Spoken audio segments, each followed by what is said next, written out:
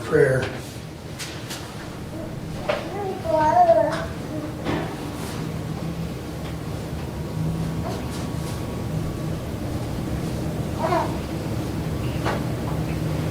Amen. Thank you. I pledge allegiance to the flag of the United States of America and to the republic for which it stands, one nation, under God, indivisible, with liberty and justice for all.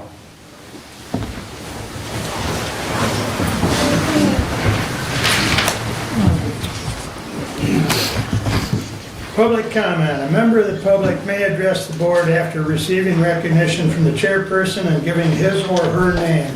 Public comment shall be limited to a period set aside at each meeting for such purpose. Each speaker shall have the floor for no longer than 5 minutes unless the board grants an extension. Board of Commissioners Rules of Procedures and Bylaws 5.13-3. Before I recognize anyone, I would like to remind the public that name calling is unacceptable and will not be tolerated. I would also like to clear up some misinformation about the Lifeways Board and pension. Board members of Lifeways do not receive a pension. They are eligible to put money into a 457 plan, no different than county employees here put into a 401. So it is our own money that we put into those plans. So just to clear up a rumor that has been circulated. So with that said, I will recognize the first person. That'd be me. Stephen? Good morning. We cannot hear you back here, Mr. Wiley. We cannot hear out here in the hallway what you're saying. I think you need to get a bigger venue, if I'm being honest. There's a lot of us out here in the hallway too. Yes, sir, that's right. Or we can all go stand next to you, if you want that. There's plenty of room in the center aisle here if everyone wants to step forward. And if not, turn your device to YouTube because we are on YouTube and there is a chair right there. Sit there. No. My background. What's the fire code? We're fine on that. Are we on that?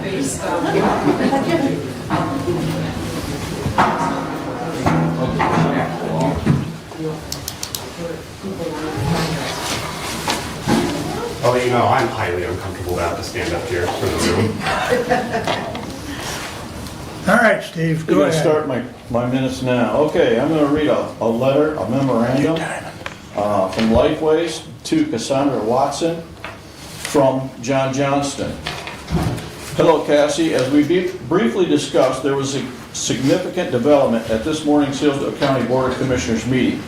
Commissioner Brent Leininger provided the proper language provided by their bond counsel for the August 4th, 2026 ballot, updating that resolution. The proposal remained at the amount of up to $15.5 million. The change in wording was approved by all 5 commissioners.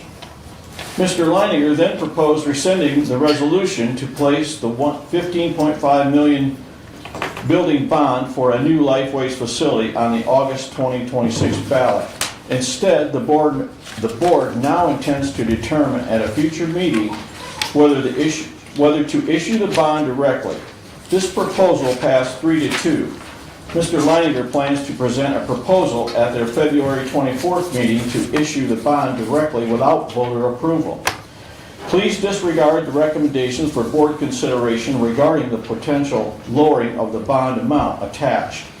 Currently, this no longer applies. Mr. Leininger communicated separately that he is confident he has the 3 votes needed for the approval for up to $15.5 million. Side note, the HBOCC then went into a closed session to discuss a potential real estate proposal related to their jail and an adjoining courthouse complex. Mr. Leininger concluded his short conversation with Shannon and I, indicating that the Lifeways bond proposal should never have been put on the ballot, as it does not adversely affect the voters and only muddies the waters on the other projects. Well, I wonder what's going on here. Are we violating an OMA rule or what? Because clearly there's been a lot of discussion behind closed doors, and somehow this letter got out to the public. I can't say enough about how important this is, and I want everybody to understand, and everybody in here understand also, we are not against Lifeways. We are not opposing Lifeways. We are opposing this board financially supporting a building for them. Lifeways does a lot of good work, they do a lot of good things in the county, and we are not opposing them. We are opposing the fiduciary developments going on here. And this board is not a banking institution. And what Lifeways does in the county budget is two separate things.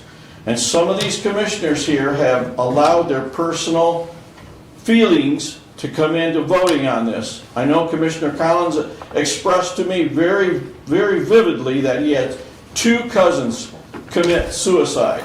That's unfortunate, and I'm sorry for that. However, you can't let your personal emotions come into the financial responsibility you have to the county. Thank you. Thank you. That's it. I did it in photo paper for you. In the essence of time, I would ask that you hold your applause until we're all done, because otherwise we're going to burn through too much time, ladies and gentlemen, because I want to give everyone an opportunity to speak. So, your name, please? Thank you, sir. David Hamilton, 67 South Howell. Go Avoid ahead. ye even the superfluity of naughtiness. That's clear instruction from a book that we all hold sacred. And I beg you, I seriously, I see a bunch of neighbors sitting here in front of me, and none of you are paid enough for this. But we need to do this better. We had a very good initiative to put this vote on a ballot because it affects my children and their children. This amount of money that we're talking about signing on to, and you are talking about signing on to for me and my progeny. I moved 4 generations of my family to Hillsdale so that we could enjoy the faith and family-friendly community that's here. And I do have bones to pick with Lifeways. I'd like to be able to pick those bones. Not all in this forum. They have stood against my family. They have divided us. They have divided our community. They've done some good things. Bravo. We've lost entirely too many people to suicide, even with Lifeway's best efforts. We need to do better. Lifeways can't do the better that we need done. And we certainly don't need to be enmeshed in a building project for them. They have the capability of doing without enmeshing us. They want to enmesh us so that we can't treat them like a contractor and fire them for non-performance if they don't perform. They are performing marginally. They could perform better. They are getting a horrible signal that whatever they want to do, they come do to Hillsdale. Treat us like Jackson, treat us like Detroit. They are not working there either. We need to be able to treat our contractors that provide services for our community, not their ideologies, our community, our character. They need to take care of us, and they need to be incentivized to do so, and not incentivized to run roughshod on our community. This $15.5 million bond needs to remain on the ballot so the voters can do exactly what we intend to do with it, make it go away. Thank you. Thank you.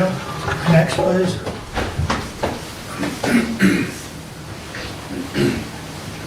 Good morning. My name is Susan Heath, and my husband Rick Heath and I are from the city of Litchfield.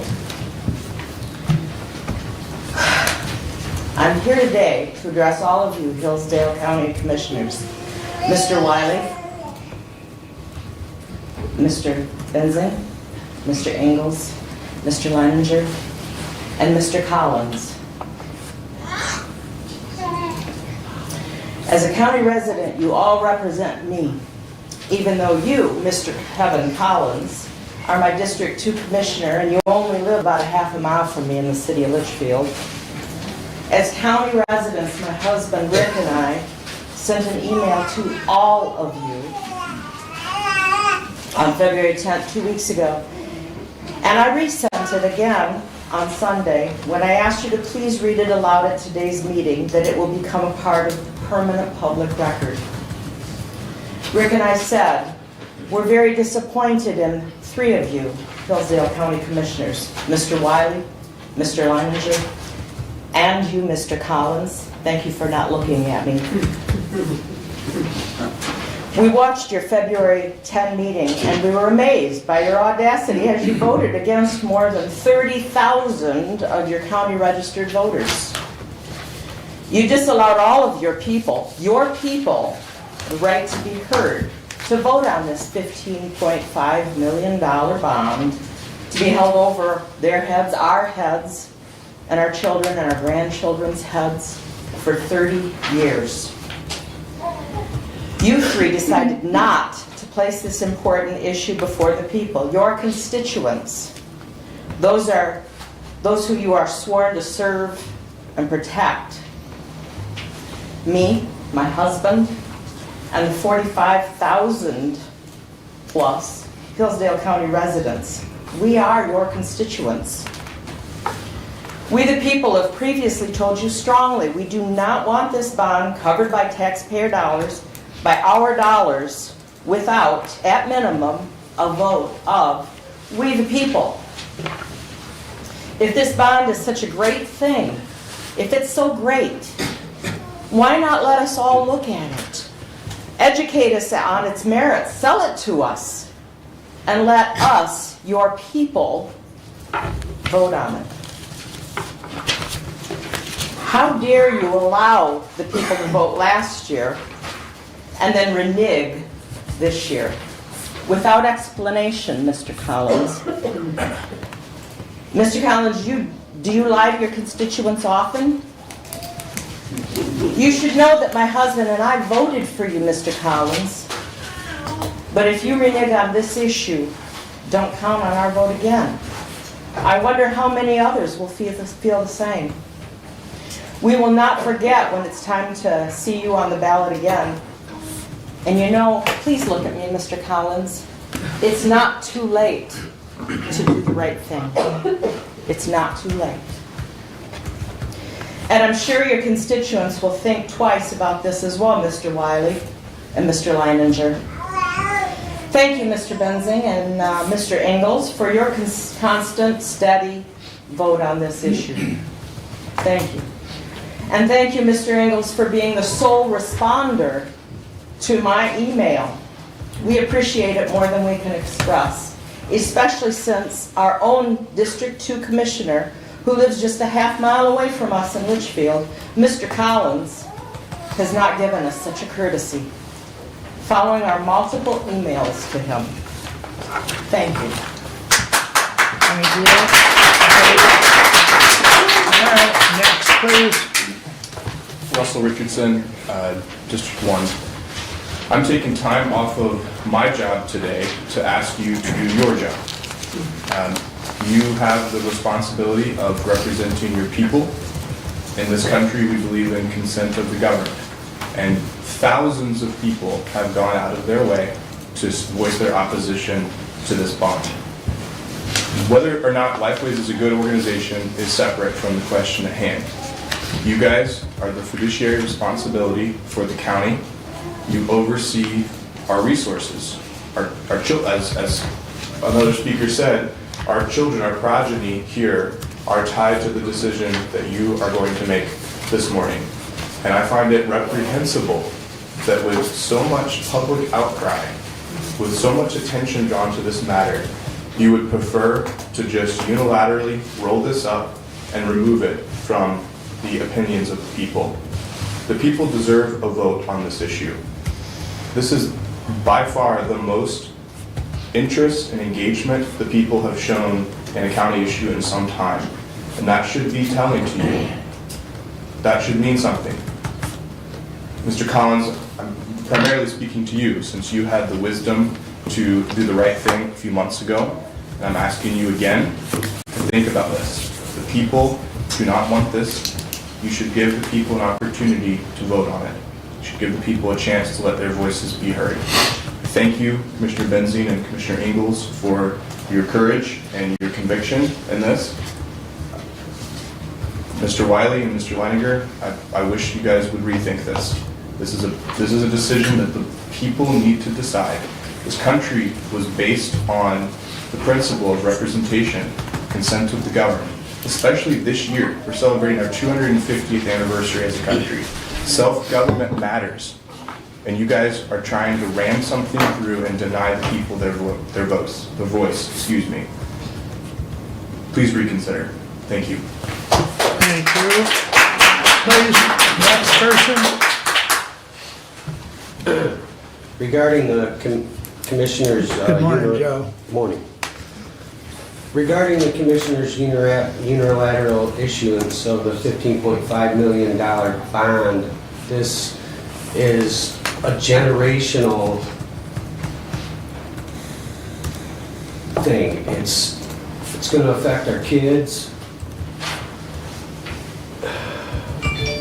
There can be no question of a more profound conflict of interest on part of Commissioner Wiley. Both you, Bruce Caswell, Kathy Smith are receiving pensions from Lifeways in your capacity as a board member, despite the explicit provision in the Lifeways policy manual that the board members are not deemed employees for any purpose beyond IRS code requirements and are ineligible for benefits including gifts, health care, paid time off, holiday pay, or pensions. Accordingly, neither you, Smith, or Caswell qualify for such pensions. On July 16, 2005, I observed on Zoom the Lifeways Finance meeting.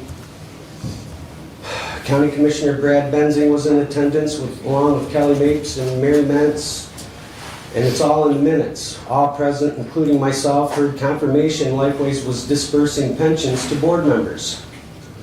Further cause of concern is Lifeways' appointments of Ruth Brown on its board, and who still works for Lifeways was liable for defrauding the Lynn Gap Center, a children's charity nonprofit started by John Drake, a Hillsdale College graduate, in the amount of $116,224. The presiding judge explicitly deemed it fraudulent. The board also featured Carl Rice, who was arrested for domestic violence against his 36-year-old son. And then there's you, Mr. Wiley, a county commissioner who was a failure to appear, orchestrated the arrest of your political opponents solely for exercising their right for free speech. Lifeways presents a grave predicament, having profoundly undermined public trust through such appointments to their board. Under no circumstance should you participate in voting to approve a $15 million bond for this entity.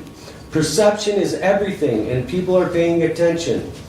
If anybody wants these documents for what I've said here today for proof, you can email me at josephhendy@yahoo.com. Now, I'm not against Lifeways. I believe in mental health, but I don't believe in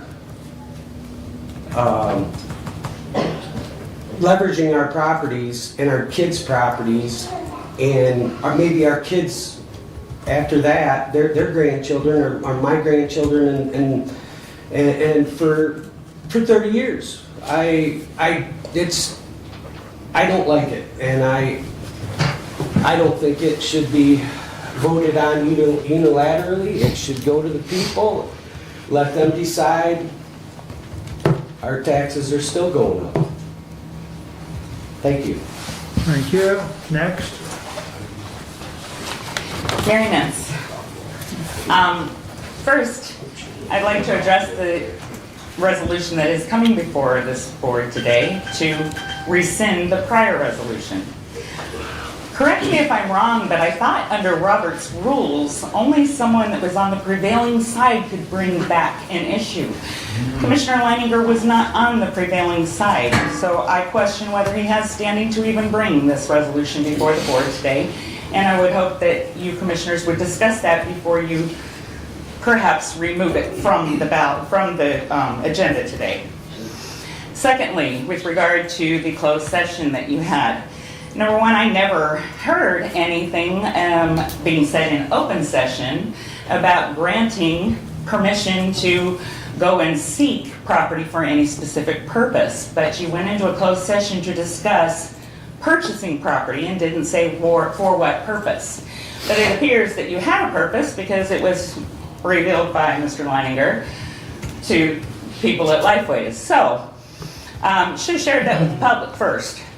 Secondly, it appears that you made a decision in that closed session because we were told then afterwards that you have decided to scrap the plans to use 25 Pier Drive for the District 2B court. That was not revealed in open session. But it's now been revealed to the Hillsdale City Hillsdale City Council. And so again, you are having leaks because people aren't realizing that you are violating Open Meetings Act. And with regard to the conflict of interest, I was at the finance meeting on July 16th in 2025, and the head of finance specifically stated that board members are eligible, very clearly, board members are eligible for retirement benefits. Commissioner Benzing was sitting next to me and I turned to him and said, "You guys are getting retirement from Lifeways?" And he said, "Well, I did when I was on the board." Then Bruce Caswell came over and was speaking to myself and Kelly Mapes, who was sitting right here. I was over there with her. And he told us that they are required by law to give retirement benefits to the board. I don't know who told him that, but that's absolutely false because it is forbidden by the mental health code. Look it up. Just as Joe read to you. So I don't know if you are on their pension or if they are making contributions to your MERS account, but if that is, then you need to reveal that and recuse yourself, because if that is not true, it will be shown by the FOIA requests because they are subject to FOIA requests. And that is gone into them. So I do question you to be careful with that. Thank you for your time. Thank you. Next, please. Good morning. My name is Ben Hufford. I live and work in the city of Hillsdale. Say that again, please. Ben Hufford. Thank you. I'm here to speak about the Lifeways issue. When we were originally circulating the petition to put this on the ballot, I was opposed to the Lifeways bond, primarily because it's not the county's job to be acting as a bank with taxpayer money, and also just the magnitude of the loan was not something I felt that we should be saddled with.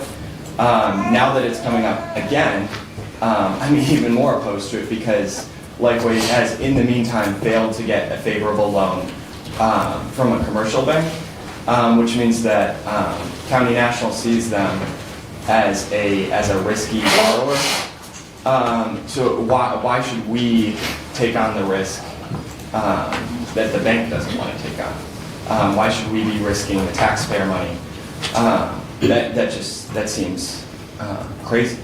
And furthermore, it seems, this is so, the bond is so unpopular that it's hard to imagine any reason for removing it from the ballot other than being worried that it will fail.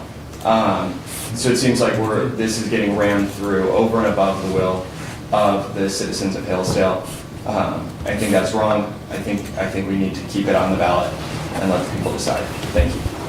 Thank you. Next, please.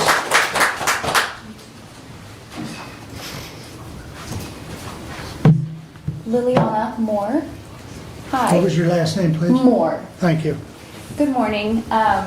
We're hearing a lot of talk about families up here and why this bond is not helpful for Hillsdale families. So I brought one of our members so you can get a good look at what you would be saddling the people of Hillsdale with. This next generation. She was born in Hillsdale. I'm proud of this town. I escaped California. I came here. I'm happy to be here. I love Hillsdale, so I'm up here today speaking to you members, pleading with you guys, please do not make this bond a decision that comes just down to you. You were elected by the people, which means that if you think you're speaking for us, our voice should be the exact same as what you would be putting your vote out there for. So let us have our voice be heard. We cannot afford a $15 million bond that they will likely default on. There is not enough evidence that Lifeways has the capability to follow through with funding. This is a year in flux. My husband works in the Michigan House of Representatives. He is up there, eats, sleeps, and breathes politics. And all we hear about right now is the representatives up there fighting for us, trying to get us our money back. And that is not what you are doing if you are signing this bond. You are taking the money away from us. You are risking that money. I don't have the capability to pay that. My children won't have the capability to pay that. You will push people out of Hillsdale. Now I can completely understand why you would want to help a project like Lifeways come to Hillsdale. You want to help people. Commissioner Wiley, we have heard from multiple people before me why you might want to sign this and put this bond on the people. Why you would want something like this in Hillsdale, and I can completely sympathize with that. But is it right to help others at the expense of the town that you are signed to serve? I completely sympathize with what Lifeways does, but you have a job first, and there has got to be a better way to help people than risking our money with a business that has not proven that they can be trusted with it. Please let our voice be heard. Put this back on the ballot for our sakes. Or if you're going to do it unilaterally, which I don't approve of, please vote against it. Commissioner Collins, it was said before me that you were the one that switched, which means we're all looking at you, wondering if you are willing to change your mind again for the sake of all of the people who are speaking here today, letting their voice be heard in work hours or what have you. So please, do the right thing, follow your conscience, and do the right thing for the people of Hillsdale. Thank you. Thank you. Next, please. I'm Joshua Wechter. I live in District 1. So, as you've seen by all the people who are here, and frankly all the people who aren't here but have expressed their opinions, online or email to you commissioners, the public opposition to this measure is overwhelming. I think the wisdom against issuing this bond is unquestionable. And I think you all know this, furthermore, which is why Commissioner Leininger in particular is trying to ram this through. Now, I know most of the people who have spoken beforehand, neither he nor Commissioner Collins have wanted to look at the speaker, so maybe this will get his attention. I know he's tried to downplay this opposition, the overwhelming opposition to this bond, by talking about how the petition failed to meet the required number of signatures. But I'd like to point out, I went and looked this up, that he received 538 total votes his last primary, and he only won by 56 of those votes. By contrast, over 2,400 people signed that petition in 45 days. So when 5 times the number of people who voted for you, Commissioner Leininger, are telling you something, you should listen. But you don't want to listen, because for you and for Commissioner Wiley in particular, your real constituents are the board of Lifeways, not the people of the county who elected you. Frankly, I'm astounded by the utter contempt which this body has shown toward its constituents. You, Mr. Wiley, chair the Lifeways board, for which, despite your protestations, it's an established fact that you do in fact receive financial benefits, and yet you insist there's no conflict of interest between that board requesting money from the county and your voting to give them that money. I'd also like to note that in spite of your claim that Michigan law allows you to hold both these positions, that doesn't make this deal less obviously corrupt or exempt you from conflict of interest. Your refusal to recuse yourself from this vote shows just how determined you are to give your money to your friends, by hook or by crook, without our consent. The only new building that this county should be funding is a new jail, which you've repeatedly claimed is too expensive. But when it's your own organization, it suddenly becomes possible to squeeze the taxpayers just a little bit more to be able to fund that. And it's clear that Lifeways is only seeking a new building because they've been promised free money. Your comments, Mr. Lanius, I think established that very clearly, given the email exchange that occurred and the meeting that occurred between Mr. Leininger and the Lifeways people. And when they went to several commercial banks, they couldn't get a loan, as Mr. Hubbard pointed out. So if the guys at County National who do this for a living think this loan is too risky, why do our part-time county commissioners think that it's a brilliant idea? Plus, it looks like Lifeways is going to lose a lot of federal grant money this next year, and there are ongoing initiatives at the state level making it look like our county could even choose to contract with a different mental health provider in the next couple of years if we so chose. But since, again, your real constituents, Mr. Wiley, are your colleagues on the Lifeways board, it's clear that you don't want us to even have that choice. And even if it means we end up saddled with millions in debt. So I want to end by urging Commissioner Collins to stay true to his word. Last July, after he voted to put this issue on the ballot, for which I applaud him, he emailed me to say that if the voters were to approve the bond, that I ought to remember that, quote, it is the people's choice. I couldn't agree more. Sir, I urge you not to give in to the pressure of a minority of your colleagues. I don't even ask for you to vote against Lifeways, against their mission, against what they do. I simply ask that you vote to keep your promise to me and to everyone here to let the people choose. Thank you. Next, please. Your name, please. My name is Matthew Bentley, excuse me, Hillsdale. My comment is directed at Commissioners Flanagan and Collins. On the right, Commissioners Ingalls and Benzing understand their jobs and they're good at their jobs. The chair, as everyone is aware, serves two masters. He is devoted to Lifeways and he despises the people. You two, Commissioners Flanagan and Collins, are bad at your job because you don't know what your job is. So let me explain. Being an elected representative is a job. A job is a set of tasks and responsibilities. Having a job means you have a boss who hires you and pays you in order that he may attend to other matters.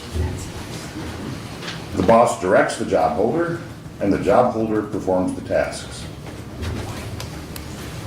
A job holder who takes directions from a source alien to the boss, or works to the betterment of a foreign entity at the expense of a boss, is corrupt. Your boss is the people, but you take direction from someone other than the people. Do your job.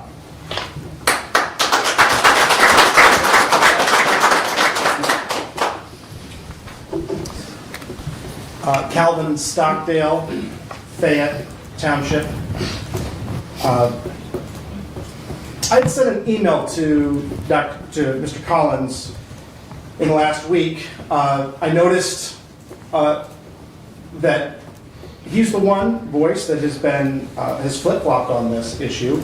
We thought we had put this issue to bed a few months ago. We thought that we'd come to an agreement that we could, at the very least, let it go or put it over to the will of the people. But what has changed?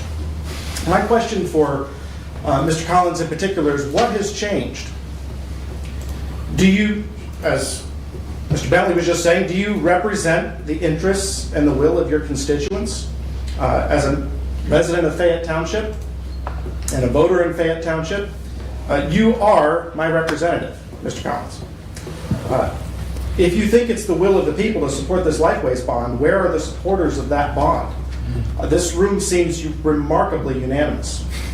And this is so one-sided that I think you would forgive the people who are paying attention to this issue if they start to believe that there's something else going on here. Why?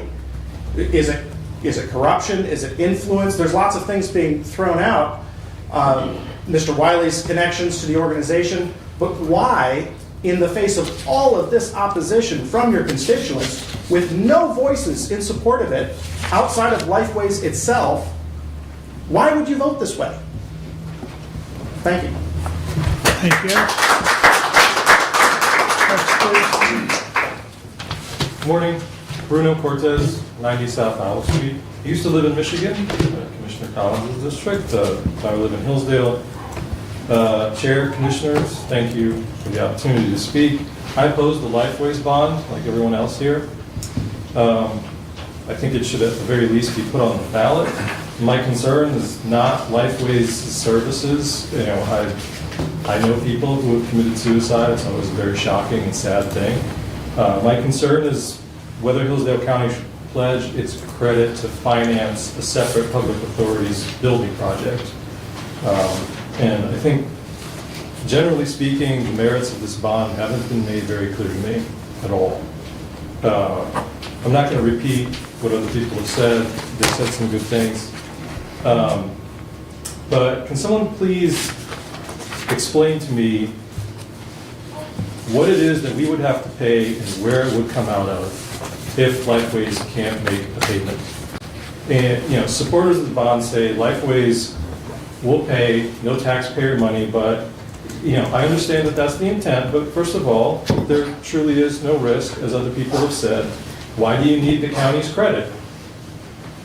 Right? The banks around here may not be in great enough shape to want to take on the loan, but as you say, Lifeways can pay, so where is the risk here? Why do they need the county? And second, what happens if Lifeways can't pay? And I emphasize that point because, as someone else has pointed out, it seems increasingly uncertain that they will be able to do that. Here's what I haven't heard people say. We learned when dealing with Hillsdale's roads that outside funding being available is not the same thing as it being sufficient for decades. Okay, so road repair, as far as I understand it, correct me if I'm wrong, was premised on more or less the same plan. There's a mix of local, state, and federal funds available over time that we will use to maintain the roads, right? It turned out not to be the case. And you can see the results of that as you drive around the county. The roads here are in horrible shape. And as far as I can tell, the same risk exists here. If Lifeways funding is mostly a combination of local, state, and federal, and that funding may change over the term of a 20 to 30 year loan, as it seems to be changing right now, what happens? The bond is not going to change. The payer and the revenue that it receives very likely will. And I've heard that a missed annual payment could be about $1 million. So supporters of the bond say if Lifeways misses a payment, we'll just figure something out. The same way we figured out how to maintain the roads, like what's going on? Right? Explain that to me, please. So given the size of the bond, the way in which criticisms of the bond have been mostly unaddressed, the repeated votes back and forth, whereas it turns out your yeses don't mean yes and your noes don't mean no, right? And the thousands of signatures asking for it to be put on the ballot, even if a referendum isn't legally required, it would still arguably be the legitimate and wise thing to do if you want to retain the trust of the people in this county. Thank you. Thank you. Next, please. Your name, please. Josiah Lippincott. I'm a resident here of Hillsdale. I want to talk today, first of all, I'm opposed to the bond for Lifeways simply, whether approved by the taxpayers or not through a referendum. And I want to talk a little bit about why today by talking about promises and the future. One of the really big problems with debt, and this goes in American life in regards to sovereign debt, going back more than a century, is that the future is unknown and unknowable. And so any kind of loan with a long term, like 30 years, fundamentally, whoever is taking on that loan and backing that loan does not know what is going to happen in the ensuing decades. That's a fundamental, irrevocable fact about the human relationship to the future.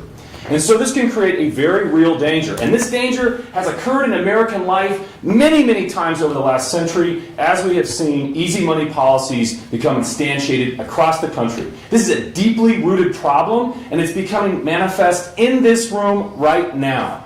These policies can put us on the hook for serious problems down the line. We do not know what the funding structure for mental health will look like from the federal and state government in 30 years. And we don't even know what it will be 5 years from now. A serious financial crisis of any kind, a serious political crisis of any kind, could fundamentally restructure our relationship to this loan and to this money. So, from my perspective, and I live this way in my personal life, I am very wary of debt. Very wary. And that the reason for that is because I take promises very seriously. An oath, a bond. You are binding yourself. Why are we binding ourselves to an organization over such a long period of time for a non-essential purpose?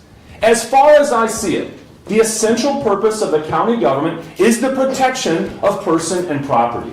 Unfortunately, there are real problems with the way law and order is being carried out in this community. That's a problem that we should be focused on. Everything else is tangential. Everything else. There are ways. We have community and charity and even businesses that can assist one another in the community. This is the way for all of human history. There's lots of ways to take care of others, their mental and spiritual health, right? That's not what we're talking about. We're talking about whether a sovereign entity should take on 30 years worth of debt that will be backed by the taxpayer if something goes sideways. There is no such thing as a certain done deal. That is not how that works. We live in a world of uncertainty. And the way sovereign entities like the county are able to collect money is through taxation, i.e. compulsion. If you don't pay taxes, then they come and seize your property. That means the true and final owner of all of the property in the county, in the state, in the city, in the nation is owned by some sovereign entity that collects taxpayer money from that property. That's a huge problem, a huge part of the way we conceive of government. But what I'm saying is, let's not make it worse. Let's not put ourselves on the hook for something that can go sideways at any time over the next 3 decades. And we don't have to. It is not necessity. There's no need for this. We don't have to do this. We can choose. And what I'm telling you today is to choose to say no. Do not back this loan. Thank you. Next, please. Go ahead. Your name, please. Good morning. My name is Christina Bruns. I am a resident of District 1. I am 2 weeks postpartum, paying a babysitter to watch my kids so I can come babysit this board. I am here this time, however, with little faith in the workings, back scratching of local government. Thank you at least to Commissioners Ingalls and Benzing for voting thus far to give this decision to the voters. This bond is a serious matter and should go before the people of Hillsdale County as this board previously determined. The betrayal of busy families on behalf of special interests is frankly dishonorable behavior and will have political consequences. Elected officials should not need babysitting, and yet here we are, back again, as you try to deliver the goods to your buddies.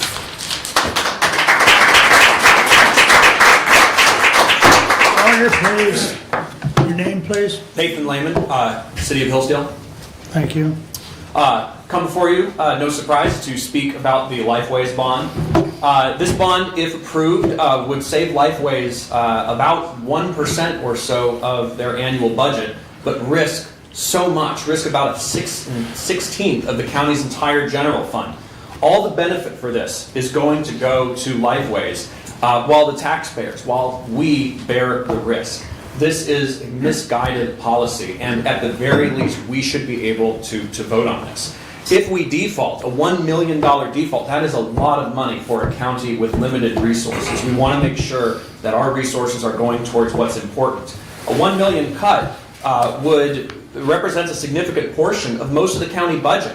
Over 20% of our police and fire, half of our judicial budget, 70% of our police and welfare, and 2,500% of our public works. We can't afford basic maintenance on our parks right now.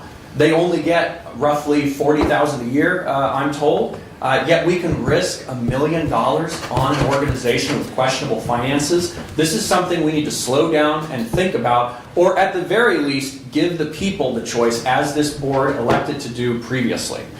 Speaking of financial issues, it's been noted by a couple speakers that banks, which are literally in the business of lending money to organizations, don't want to make a loan to Lifeways on the terms that they want. They believe that this bond is too big of a risk to take.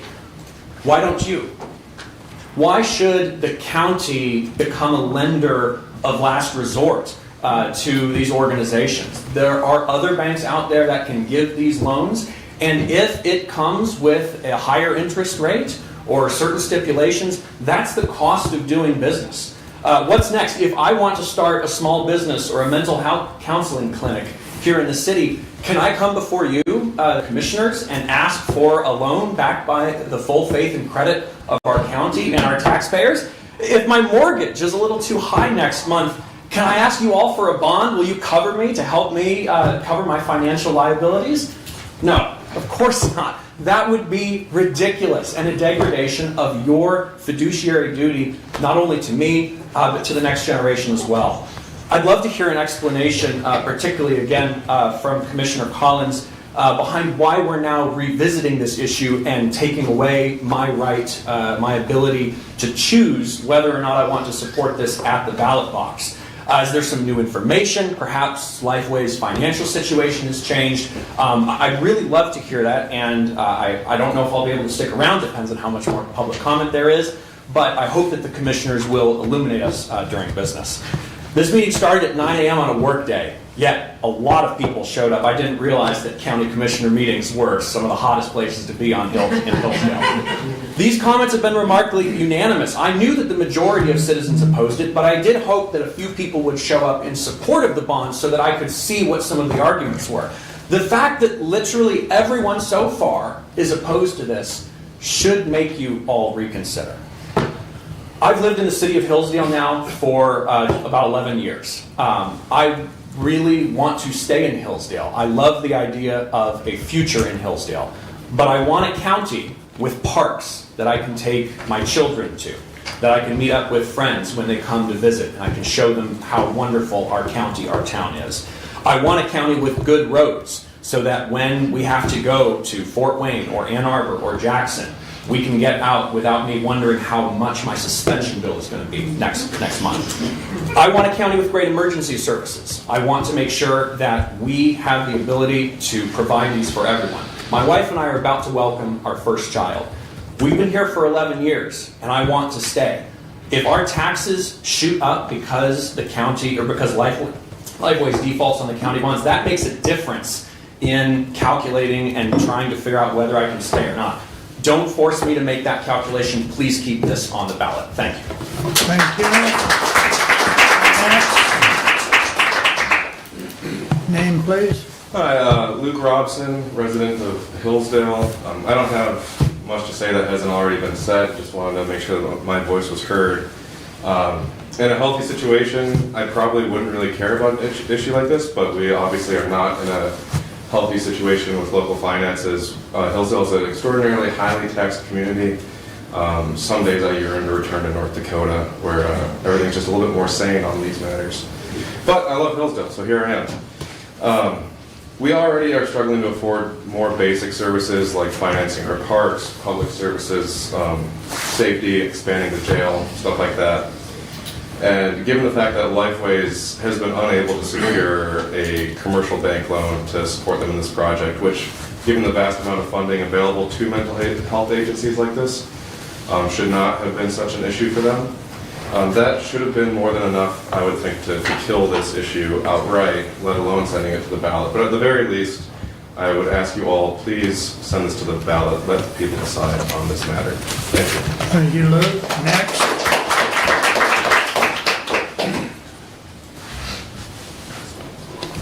Hi. Name, please. How's it going? Did you state your name, Steve? Yes, he did. I'm sorry. Please proceed. So, I think it's pretty apparent this was a joke. If you go through with this, probably all going to be recalled. And I would assume that probably be more honorable just to resign. Thank you. Bye. All right, next, please. I'm Becky Yeager from Hillsdale. I want to let everybody know that I did send each one an email, and I do encourage Doug for his response back to acknowledging it. I'm going to keep it short and sweet. It's the people who makes the choices. We speak, not you. Thank you. Next, please. Good morning, my name is Christian Pennis. I live in Jonesville. I've never been to one of these before. I am meeting all of you for the first time. You are over my district, Mr. Collins, and I just am baffled over the fact that this is even a discussion. I'm 25 years old. I have 2 children, 2.5 years old and 1 year old. I just question how many of you will be here in 30 years for this to take place, because I will, and I'll be 55 years old. My children, 2.5 and 1, will be 32.5 and 31, and to even consider that they would become that age, I don't want my children to grow older now, I don't want them to be out of the house, but to consider that this could be on their backs until that age is just astounding to me, that it wouldn't be given to me, who will be here in 30 years, to vote on this, and that you would take that off of my plate, and as a responsibility of the people, that is our responsibility to be able to vote on these things, that you would not give that to us is just astounding to me, and I'm going to continue to come to these things, and I want my voice to be heard this morning. Thank you. Thank you. Next, please. Anyone else wish to speak?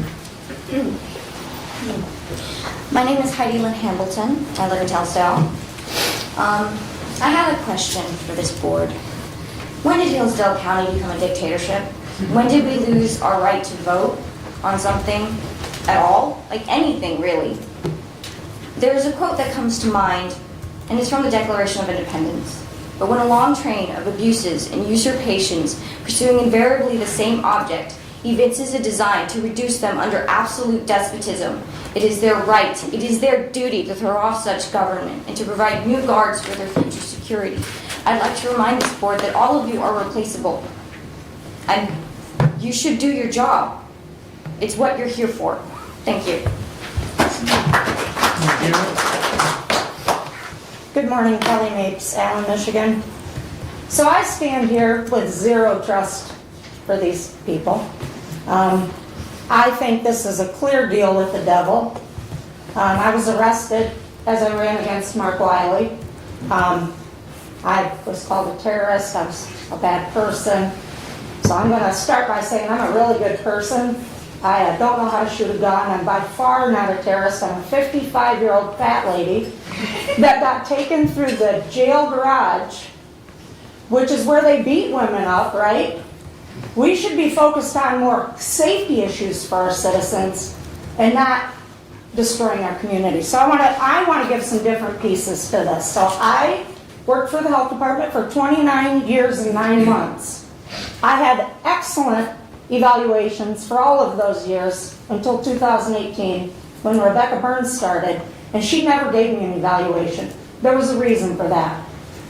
I showed up to work in 2021, sat at my desk, and it said, "Thank you for the creation and the submission of a HRSA grant for opioid use." I left my desk, went to her office, and I said, "We need to talk." She said, "Don't shut the door." I said, "We're going to shut the door today." Okay? I didn't create that grant. I didn't write that grant. I knew nothing about that grant, but I was named in that grant. Now, fast forward.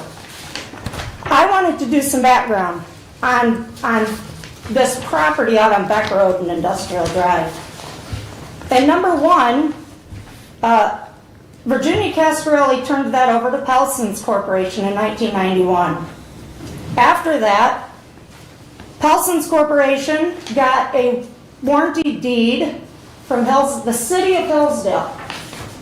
Then we go on to Pelson's Corporation sells it to Leuthauser Development LLC in 2014. Now I remember 2014. Then it goes from Center of Family Health, which is known as an FQHC, to Leuthauser's Development in 2014 on the same day. Okay, that's called a quick flip. Then in 2025, the Center for Family Health gets a discharge of a lien by HRSA, the same grant that was written in my name, right? And then Center for Family Health issues it a warranty deed to the Jackson Hillsdale Community Mental Health Board. 2014, the FQHC moved into our old McDonald's. They failed, okay?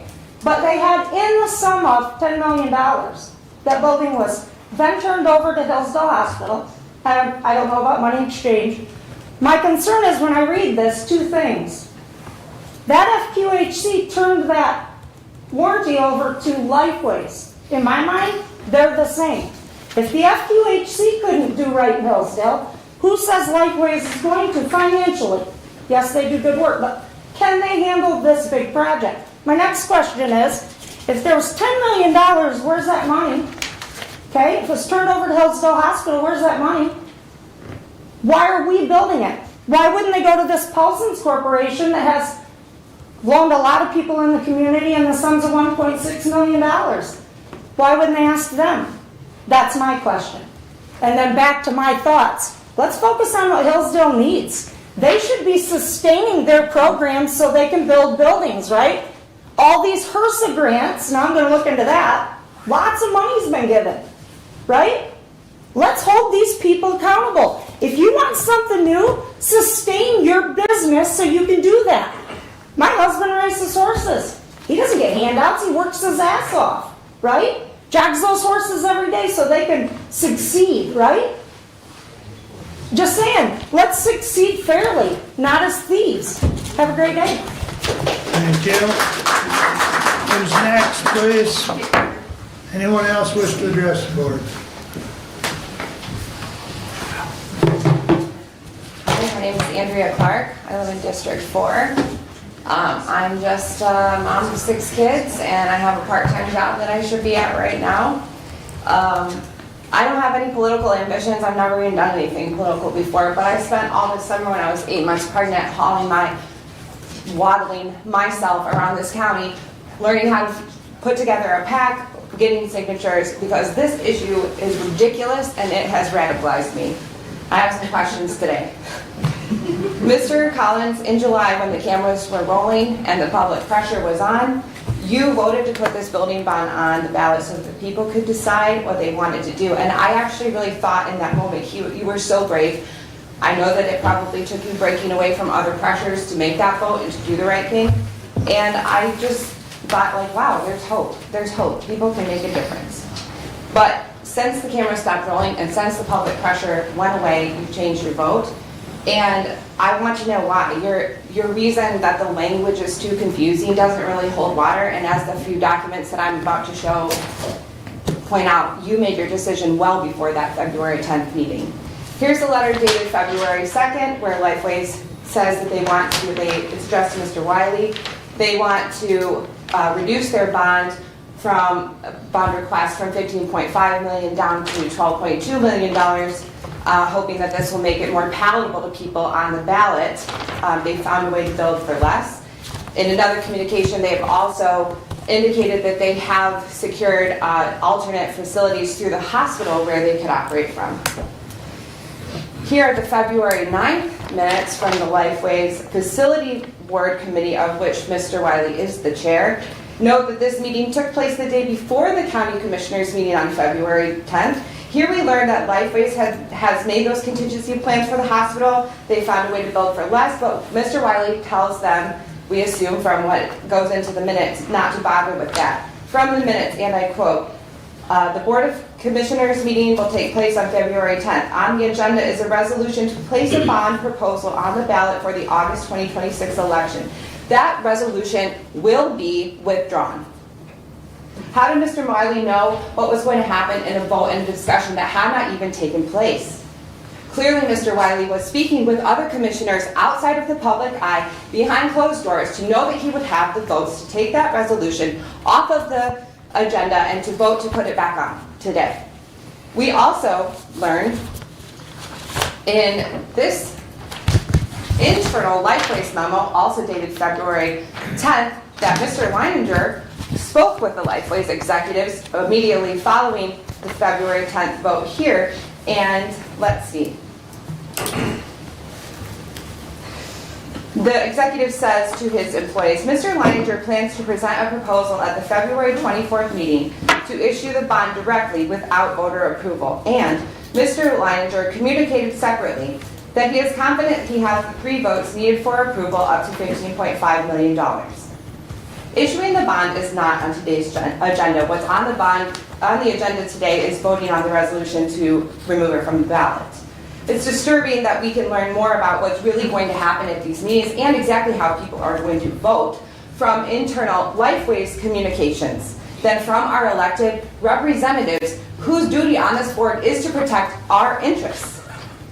Mr. Collins, when did you give your word to Mr. Leininger that he would have your votes on this? I want to ask the three of you, are these public meetings and the entire idea of being accountable to the people you represent something that you don't understand, or is it just a joke to you? How do you think the people view this, knowing that the real decisions do not happen in this room, but behind closed doors? These meetings are just a formality, and their foregone conclusions delivered in writing and can be read about to the people who are really your constituents, the Board of Lifeways. You can't even protect the county enough to say, yeah, you know what, we'll propose the $12.2 million bond. You tell them to go for the whole thing. This is a mockery of representative government. Again, I spent the whole summer, 8 months pregnant, trying to stop you from doing something that's stupid. And please, don't come waving your 2016 legal opinion in our face about how this isn't a conflict of interest, because there are other statutes that can be activated. I sent you an email about it, I'm sure you read it. Mr. Leininger, in this memo, internal memo, you are all from Lifeways. You're also quoted as saying that the Lifeways bond proposal should never have been put on the ballot as it does not adversely affect the You're at voters. 5 minutes, please. All right, well, here are 5 Thank examples you. of Lifeways saying that's not true.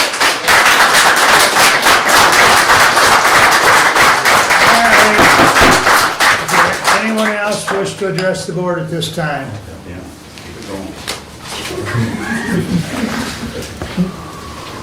Robert Eichler, and wow, can you guys see the steaming? I mean, it's hot in here, isn't it? Wow. I guess just looking down the road, yes, I believe myself, along with 2 other people, were arrested at the time. Mr. Wiley also was provoking fights with the public, and I was arrested for nothing more than trying to enter the door to pay my taxes. And I have film of that, in which I gave every one of the commissioners what you call the bar, that says flash drive, if you will. And now, we're going to come up to a vote. Are we going to ask that the tabulator be removed? Absolutely. You guys understand what that tabulator can do? We have the heart, and this is not negotiable. People, we have conned ourselves with cons taking over what we can vote on, what we cannot, by simply touching a switch. How do you guys imagine that what we went through with Dominion, as the voting took place, we had heartaches across the country. Now they want to endorse HART to come into play. And now we've had another big issue recently, which I'm astounded by. The public itself have not gotten out there involved in. That was the Stephanie Scott that had been the clerk in North Adams, which I've gone through most of the paperwork and looked at everyone, listened to them, and found the not guilty needs to be finished and get off, because she's done an excellent job, excellent job. Yet we have others that are profoundly trying to make sure she does not get anywhere. I mean, to be thrown out of this county, this is the way this county does that stuff. They ruin you until you drop dead. That's what they do. They do it all the time. So please, pay attention. Get rid of these damn HART voting machines, for Christ's sake. Get rid of them.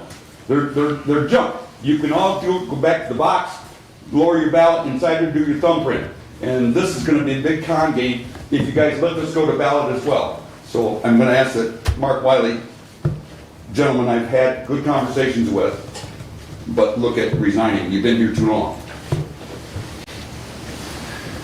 Who would like to speak next?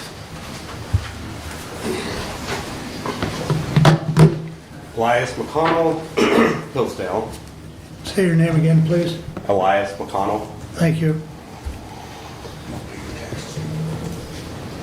I really don't want to be here. I've got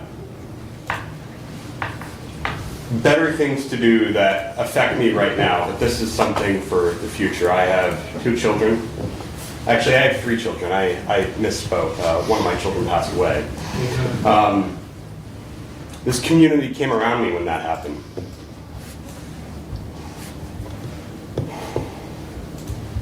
Right now, I'm standing here talking to you, and I've got a few employees here.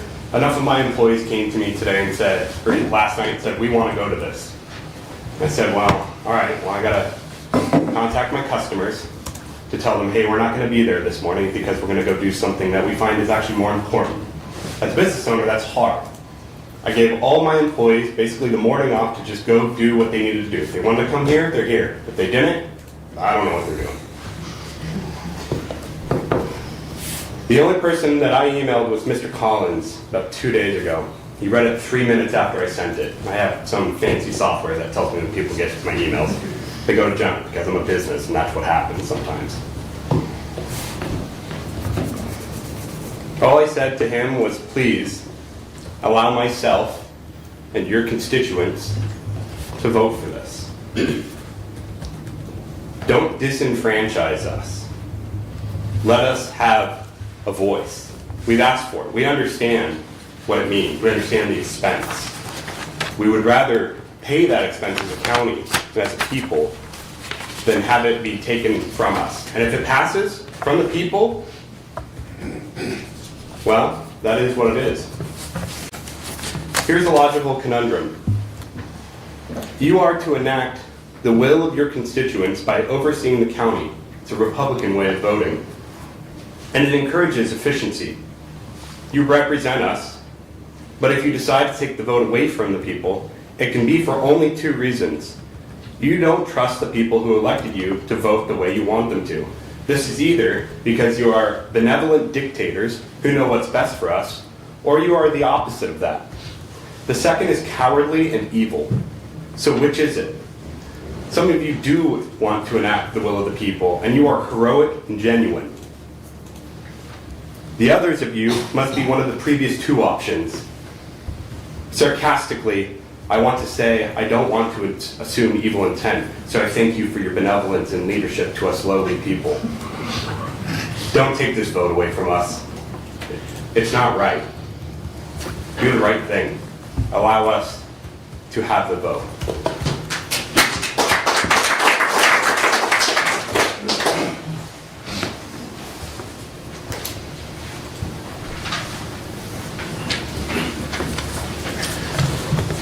Jim Graves, Jonesville.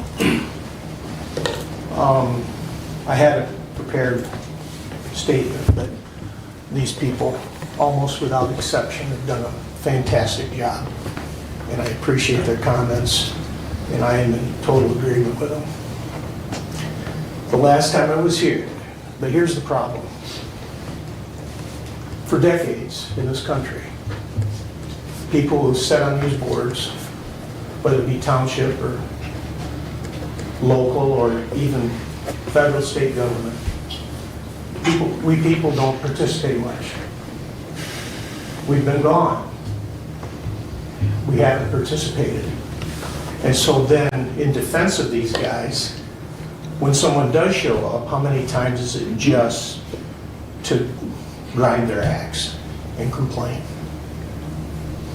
That builds up on people. We've got a similar situation over in Fayette. Very similar. Just pushing it through, not listening to the people. But it's our fault for not showing up. So from now on, we should take time to do that. And to admit how I've been remiss is the last meeting I was here at was when you voted, and Mr. Collins was brave that day. I saw that. I was thankful for that. But this went away. So I don't do real well in the gray area of life. As imperfectly as I've conducted my life, I'm sure.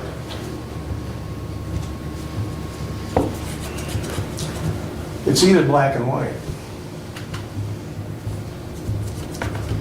I appreciate you two standing. I appreciate Mr. Collins that day that you stood. I know all of you. And I respect you, and I've counted you among my friends. But I can't find anything.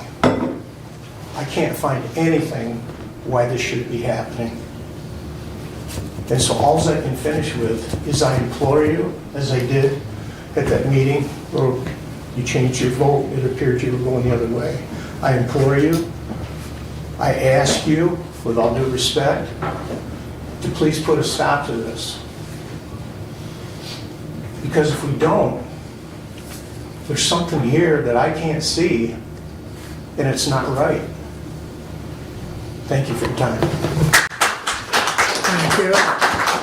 Anyone else at this time? I didn't know it was going to be last. Your name, please? Yes, Todd Gold, Hillsdale Township, District 4. I appreciate all of you. You do not have an easy job. Even when things are good, you do not have an easy job. And a contentious issue like this makes it all the more difficult. There can be embarrassment and even shame and lost friendships. But every once in a while, we get a chance to do the right thing for the right reason. To do it for the wrong reason means it's wrong, and you have to confront yourselves with that, and I don't think you want to. If you can't tell, I'm opposed to the Lifeways bond issue being taken away from the people's right to vote on it. And I'm hoping that in a quiet moment, the three people that are in favor of this bond, obviously against the will of the people, will see that this is their chance to do the right thing. At least wait until these financial issues have become more clarified.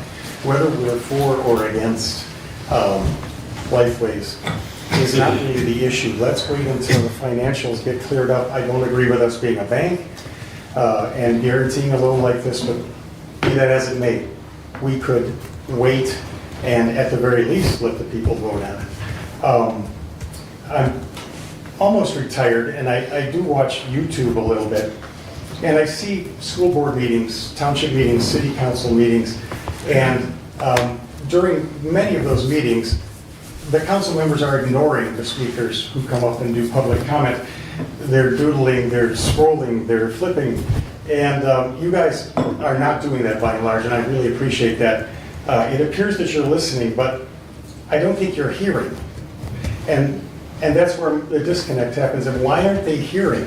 So I came to a decision that I am willing to go out of pocket and take the three members in favor of Lifeways down to Angola to the Costco Hearing Center and pay for hearing tests. And I wanted to end with a little bit of levity, and I appreciate your patience, but please let this go to the vote of the people at the very least. Thank you. Thank you. Anyone else wish to speak at this time?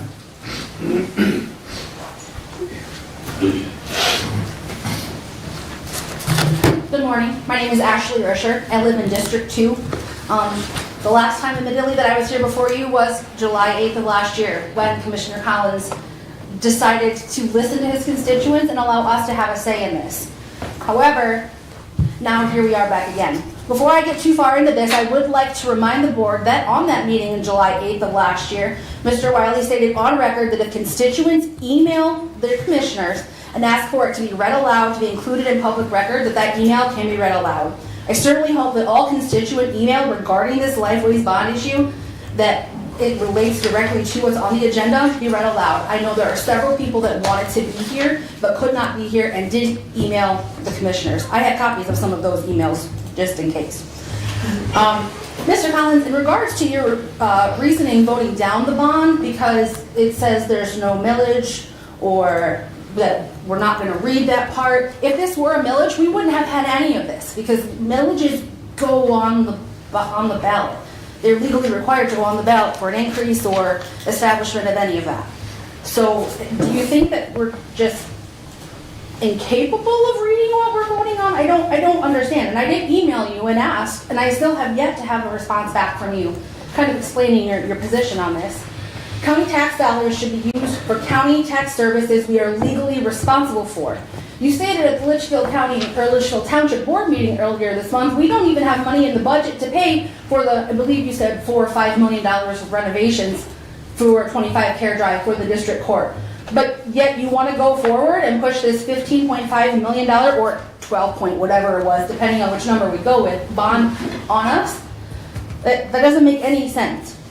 Especially considering the bank itself is denying them financing because it's a risky situation.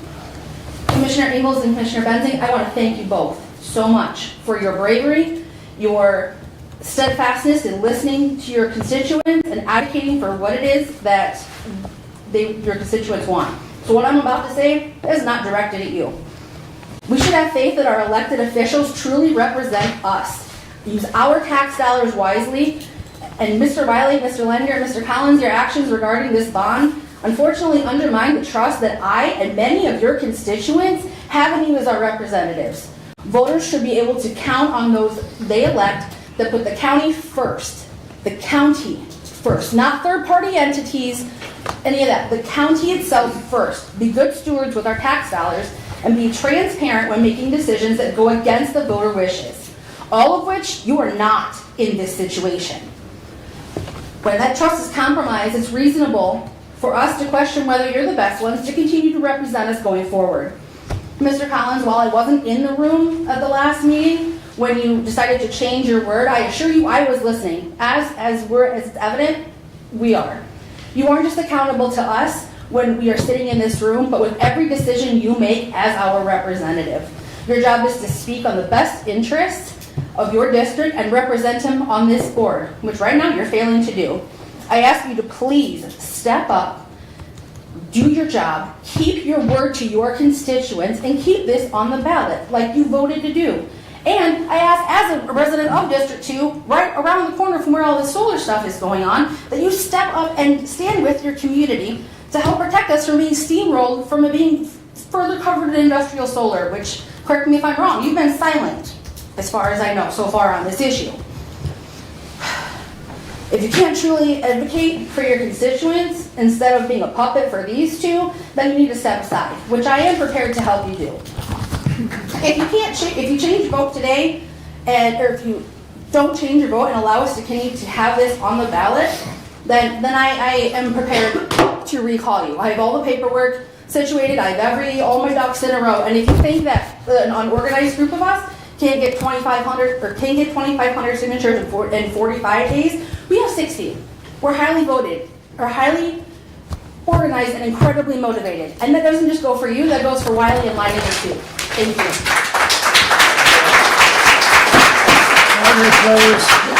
Is there anyone else wish to address at this time?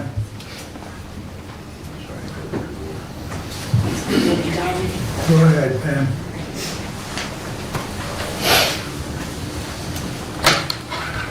Well, in the words of some famous people, now for something completely different. My name is Pam Benzing. I'm a resident of Woodbridge Township, and I'm a member of the Hillsdale County Materials Management Planning Committee. And I've provided copies of my emails to Commissioner Leininger, to all of you this morning, so that you can have them to reference. Today, you'll be considering a resolution to contract with the Hillsdale Conservation District to write and implement the materials management plan for the county. I would urge you to vote no. In April 2025, the Board of Commissioners and EGLE approved the Hillsdale County Materials Management Year 1 Plan, which affirmed the Hillsdale County Materials Management Planning Committee, or the MMPC, Commissioner Doug Ingalls, and the Board of Commissioners as the designated planning agency, also known as the DPA. Under Commissioner Ingalls' leadership, the MMPC worked diligently to fulfill their responsibilities and complete the plan for year 1 of the 3 years allotted by EGLE for this project. Now, after that first year's work is done, Commissioner Leininger has proposed handing off the responsibility of writing and implementing the MMP to an outside agency. At the January 29th MMPC meeting, we discussed and voted on looking into whether the Hillsdale Conservation District would be able to do this and how much they would charge. We did not agree to turn over the process to them. This is an unnecessary change that seems counterproductive when we are so deep into the process.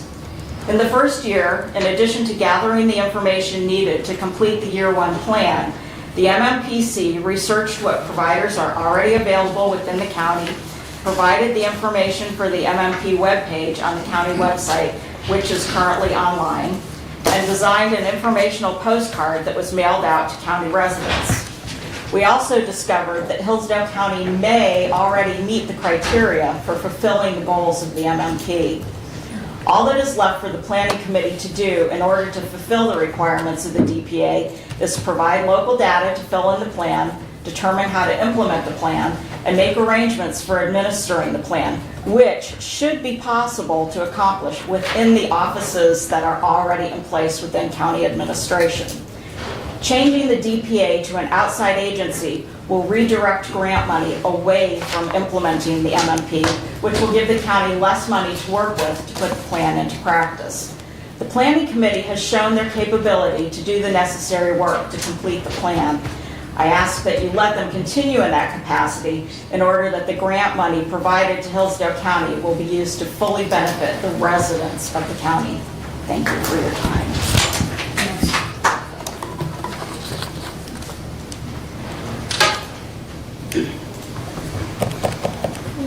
Anyone else wish to address the board at this time? There is another public comment at the end of the meeting. All right, thank you all. I will entertain a motion to approve the consent agenda, please. I would move that we approve the consent agenda as presented. Support. Any additions or corrections? Hearing none, all those in favor signify by saying aye. Aye. Opposed, same sign. Consent agenda is approved. Correspondence is in your packet. Is there any comments on correspondence at this time?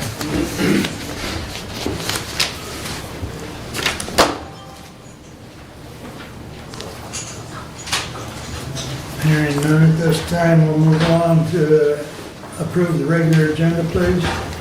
Move to approve as presented. Support. Any additions or corrections? Hearing none, all those in favor signify by saying aye. Aye. Aye. That sounded tired. Any We're still opposed? absorbing. Pardon me? We're still absorbing. Okay, I take it that's the regular agenda is approved then. Doug, you're up first. Okay, so first I have several emails that I was asked to read from residents in District 1. Is now the time and place, Chairman.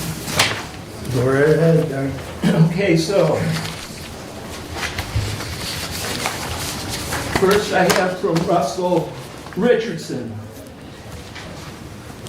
This is a disgraceful about-face, Commissioner Collins.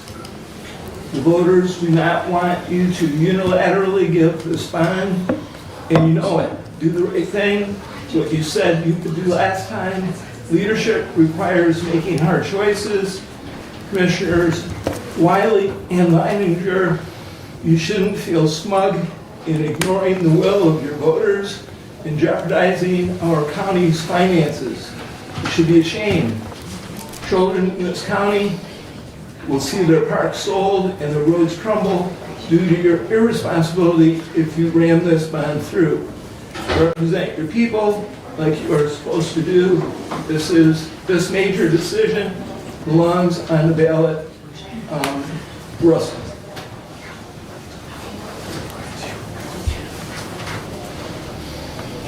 From Bruno Cortez. Commissioner Ingalls, I ask you please read this email into the public record at the upcoming February 24th meeting. I'm a Hillsdale City resident, and I'm writing because of how Lifeway's bond is being pushed toward approval without a public vote and without the basic guarantees that any reasonable person would expect. First, I thank you and the commissioners for serving. I know this is a thankless job. I thank in particular you and Commissioner Benzing for insisting on bringing the Lifeways bond to a public vote. When I lived in Pittsfield, I emailed Commissioner Collins as well, thanking him for what I saw as real courage when he supported putting the question to the public.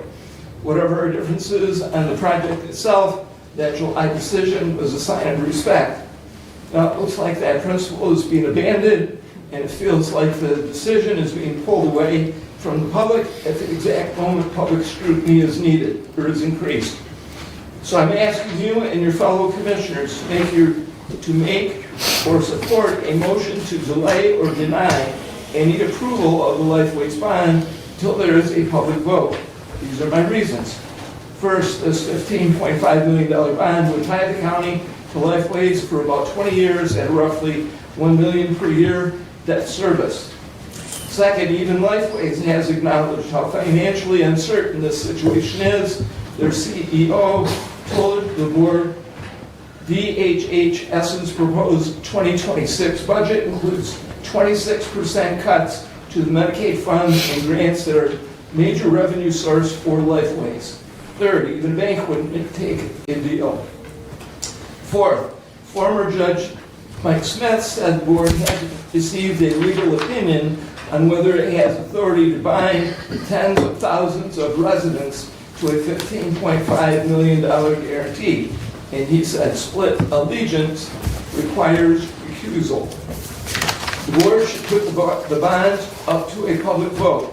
It should demand a written legal opinion, not vague assurances on the board's authority to back this debt for an entity that the county does not own, and a legal opinion on recusal standards for commissioners. When a commissioner is also on the Lifeways board and connected to the very project in advance, the public isn't unreasonable for questioning whose interests are being served. To be clear, I think mental health is important. I like mentally healthy people. The Hillsdale voters already fund Lifeways through millage support that generates about $2.7 million annually, and the county isn't statutorily required to give Lifeways a facility out of which to operate. This is not a rich county, so why are we acting like one? I'm asking you to protect this county and its people from being boxed into long-term guarantee that it cannot afford. Respectfully, B. Courts, Hillsdale. This email is from Becky Yeager, also from Hillsdale. Dear Commissioners, District 1, Doug Ingalls, District 2, Kevin Collins, District 3, Mark Wiley, District 4, Brad Benzing, District 5, Brent Langer. Only 1,700 of 37,000 county residents directly benefit from Lifeway services. Yet, yes, all taxpayers would be liable for the bond. The bank did not offer a loan to Lifeways on favorable terms. In other words, the bank thinks this is too big a risk to take, but the commissioners don't. Commissioner Wiley originally falsely claimed taxpayers would not be liable for the bond, contradicted by bond counsel, who confirmed that the county would have to pay from its general fund within existing tax limits. Doesn't even know what he's getting us into. This summer, more than 2,400 concerned citizens signed petitions in 45 days, and they want a chance to vote on this matter since there's their tax dollars on the line. While this was not enough to meet the requirement for on the ballot, it was a clear sign that the public opinion is not in favor of this issue. The conflict of interest and dangerous precedent for the future of Hillsdale Lifeways is not a county department. It's an outside agency with its own board and priorities. The county has no direct oversight of Lifeways operations or financials. Commissioner Wiley, who serves on the Lifeways Facilities Board, has made it clear through his comments to the board and to constituents that he is committed to acting in Lifeways' interest. What about the taxpayers' interest? Commissioner Wiley, who serves on both boards, appears to have negotiated on Lifeways' behalf to obtain favorable leasing terms. How is this not a conflict with his duty to protect citizens of the county? Does he represent Lifeways or us? He should have abstained from voting or represent the people. Put on the ballot. You will find people do not want this over our heads. A very upset resident of Hillsdale City, Becky Yeager, 114 Stony Ridge Court, Hillsdale. Commissioner Ingalls, this is from Maureen Galt. Commissioner Ingalls, I appreciate your no vote on the issue of the Lifeways bond. I wanted you to be aware of the email I sent individually to Commissioners Collins, Wiley, and Leininger. Please read this email during the February 24, 2026 Hillsdale County meeting. You have violated the trust of Hillsdale citizens. If you approve this $15.5 million bond for Lifeways, you jeopardize our community. Commissioners can't ethically serve an organization that is not run by the county and at the same time represent the people you were voted to protect. This means, since you are obviously unaware as Commissioner of Hillsdale that outsiders can bypass taxpayers and gain public funds through insider alliances. We have many other county obligations that should receive funding: roads, jail, parks, to name a few. This bond has been turned down twice. You promised to bring this issue to the vote of the people. Lifeways doesn't know how the state or the federal government will support them, yet you want to put us on the hook for 30 years for a bond that only serves 1% of the citizens of your county. Listen to your constituents, not the board of Lifeways. There are several other organizations that can help those in need in our community without stabbing us in the back. Maureen Gulf. How many do you have? I got a lot. You know. Were they all asked to be read? Yes, specifically. Please continue. And I will give these to the clerk at the end so they can be included. But yes, they are all asking to be read. Okay, continue. This is from Robert Haviland. My name is Robert Haviland. I live in District 1 in Hillsdale County. I was present at the July 2025 meeting last year where the discussion, including consultation with legal counsel, led to a resolution vote which would have placed the issue on the ballot.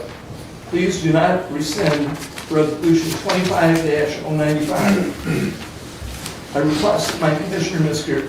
Ingalls, read this at the February 24, 2026 meeting. I would like to commend Commissioner Ingalls and Benson for standing on the side of reason, voting consistently to defend the rights of the people, and having this issue decided by a countywide vote. Thankfully, Commissioner Collins concurred with them at the July 2025 meeting.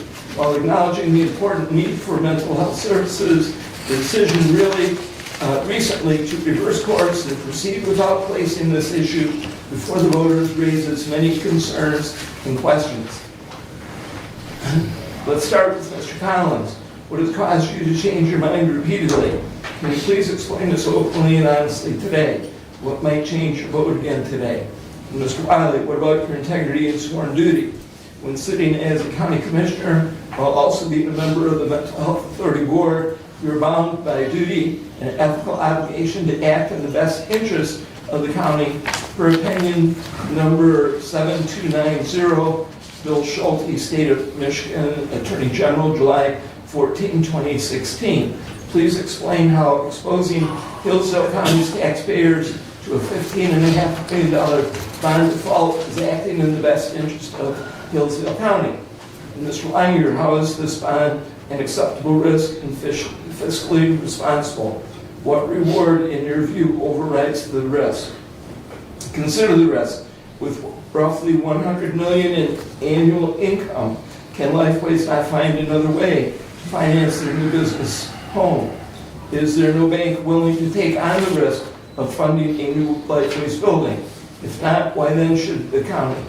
Perhaps Lifeways' credit worthiness is lacking, or perhaps you have turned a blind eye to this. Pursuing the county's support under the guise of saving interest expense is an easy problem to solve. Don't come to their rescue. Is it wonder they can't get funded in a traditional manner when it's widely known that the federal government is likely slashing their funding by over 26%? If Lifeways would default on the proposed bond, there is no guarantee the Hillsdale County residents wouldn't get buried under an avalanche of debt of your making, right? Why would you put the county in harm's way? What would motivate you to do that? What am I missing? If a licensed commercial lending institution won't fund them, why should you? Pressure to find suitable space for government services is not something to pass on to the electorate without their say. You have alternatives. Please get serious about pursuing them. Instead of unilaterally passing this huge risk on to your neighbors, We want to trust your leadership and remember the good you do us, not loathe living in a county where your decisions create threat of greater taxpayer burden. I suggest Lifeways take responsibility for their budgeting process and adjust how they operate. They need to find a way to execute their mission of inspiring hope and promoting life-enhancing recovery without causing hardship in the community they serve. It's your job to protect the county's interests. Please do not expose residents of this county to their possible, or dare I say, likely default. All of this because they need a new building. Ridiculous, unconscionable, and not worth the risk. So as a board, require Lifeways to open their books to you, insist on transparency. The county currently provides some portion of Lifeways operation through a millage that should entitle you to suggest, if not demand, that they make adjustments within their current funding. Have all of you seen under the hood of this agency? If they are not willing to show all of you, perhaps it is time to pursue another service provider. It would be far better to ensure that they are on a path of fiscal efficiency now, but replace them now rather than suffer the disaster of their default later. Encourage Lifeways to subcontract services or reduce expenses. Cutbacks are difficult, but how many of their 230 employees and 70 service providers would be willing to retire or become independent contractors? Or Hillsdale Hospital comes to mind. They have shown themselves to be very open to diversification. Besides the obvious collaboration benefits and community integration, it'd be a huge plus keeping some of that $100 million in the county while supporting our rural hospital. Do not rescind 25-095. At the very least, if citizens would be expected to bear the weight of this, then they should have their voice heard at the ballot box. Gentlemen, it's time to get creative and not default to kicking the can down our crumbly roads to the next generation. You can do better. Deal with it now and avoid having your names connected to the next fiscal road full of potholes disaster that we can't get fixed around here. With respect, Robert Haviland, 1832 Bar Street.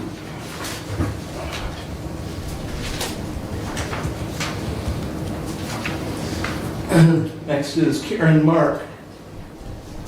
Dear Commissioners, I strongly urge you to put a decision of whether to approve the $15.5 million building bond on the ballot for a vote by the people of this county.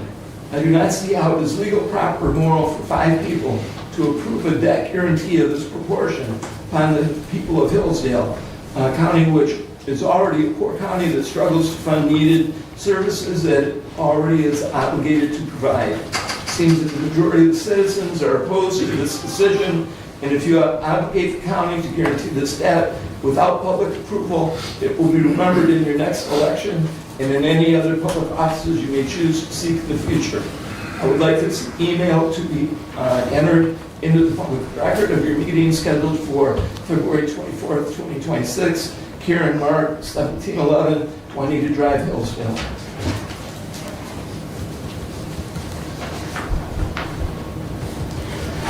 This is from Joshua Wechter.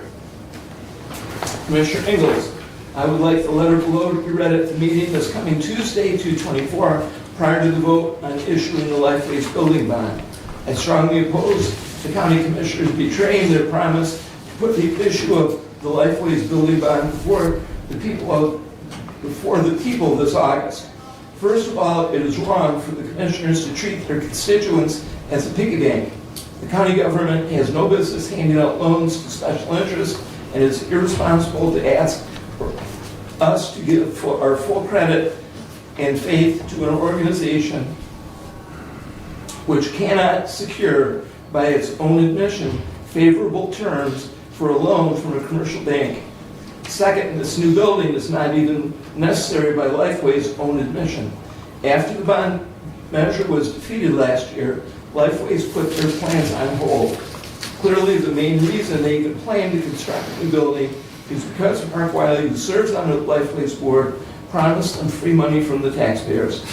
Third, Lifeways is dependent on federal and state funds, which are currently at risk owing to cuts and restructuring. If Lifeways were to default on a loan for any reason, we, the taxpayers, would be left with the bill. is far more important for the commissioners. Ensure continued funding for county essential services such as the sheriff's office. Sheriff's deputies in this county make significantly less than in surrounding counties, and our jail is constantly overcrowded. Law and order is first priority of government, yet rather than find ways to increase funding to our law enforcement officials, this commission seems intent on channeling millions and millions of dollars in the pocket of Mark Wiley's special interest group and forcing us into a long-term relationship with Lifeways regardless of how well they do their job. It's time for this corrupt charade to end and for the people to decide the issue at the ballot box. Josh Rector, District 1.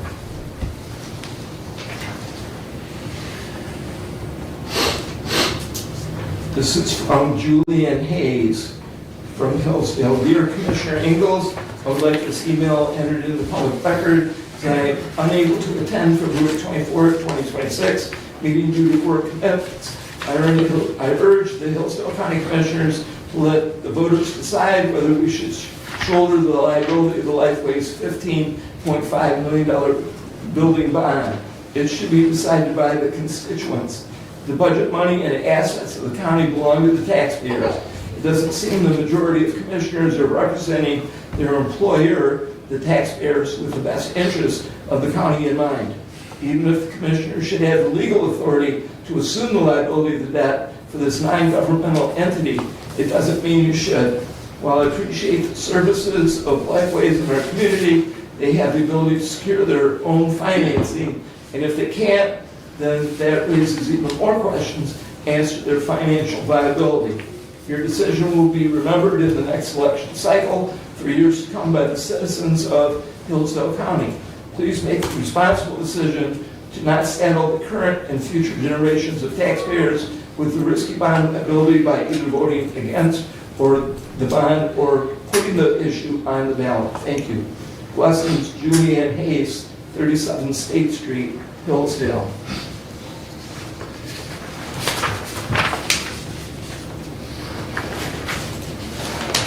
This is from David Bissett.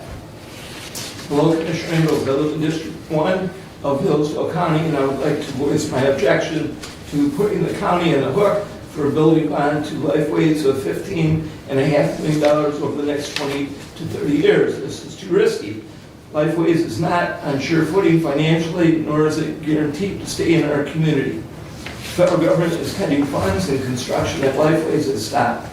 There are other options for these services. We are not obligated to have Lifeways provide them. It also seems like we have a conflict of interest if someone from Hillsdale College's board also served on the county board and was pushing to put the county on the hook for a college project. We would have some objections, no? The rest of the town would feel pretty exploited if the county supported a cause that a small percent benefited from.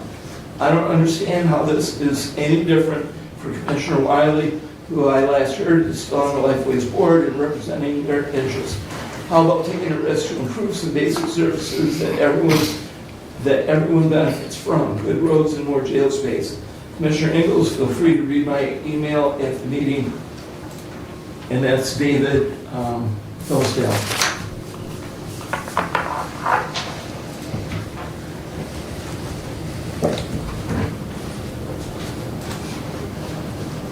This is George Allen. My name is George Allen. I live in the city of Hillsdale, Ward 4, with my wife and 4 children. I request that this communication be entered in the public record and read aloud at your meeting tomorrow, February 24. I have heard to my dismay that you're backtracking on your prudent and necessary decision to put the $15.5 million bond issue to Lifeways on the ballot. This is a gross betrayal of the public trust and your duty of fiscal stewardship. We have no right to commit the county to a multi-decade obligation that we cannot possibly support. A little county budget is a tiny fraction of the financial assets of Lifeways. How can it possibly act as a guarantor on their loan? How could any bank rely on a county to pay what it cannot possibly pay? I urge you in the strongest possible terms to leave this matter on the ballot for the public's approval. Regards, George Allen, State of Hillsdale, Ward 4.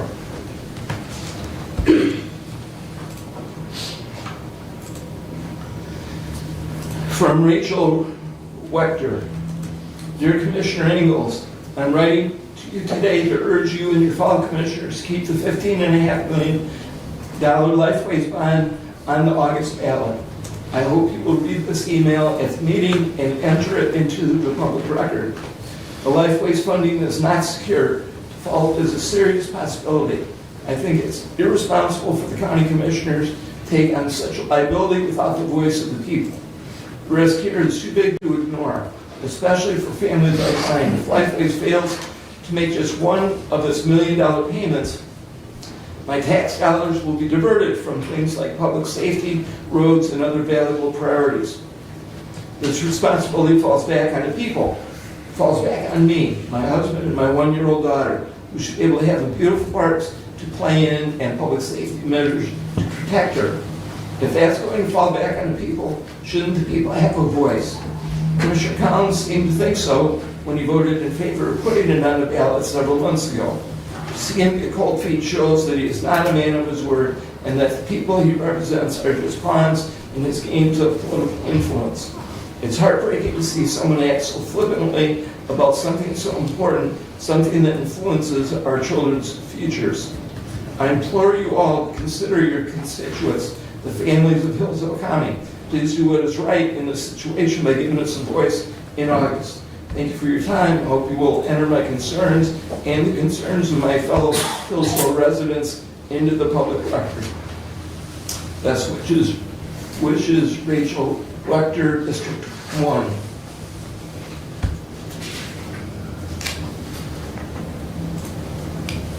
This is from Hannah Mincio. You don't often get email from Jordan. Learn why this is important. Dear Commissioner Ingalls, as a small business owners in Hillsdale and a young family just starting our life, we have scraped together our strength, time, and talent to try and create a stable, beautiful future for our family and community. With that in mind, I must express my desire for you not to vote tomorrow to remove $15.5 million Lifeways building bond from the August ballot. The risk is simply far too great, and our children and neighbors deserve better, more stable future than the one that you would furnish for them should Lifeways default on the bond. The county should not act as a banking institution, especially when given the severe financial struggles we already face. Please enter this note into the public record. Respectfully yours, Hannah Mincio, District 1.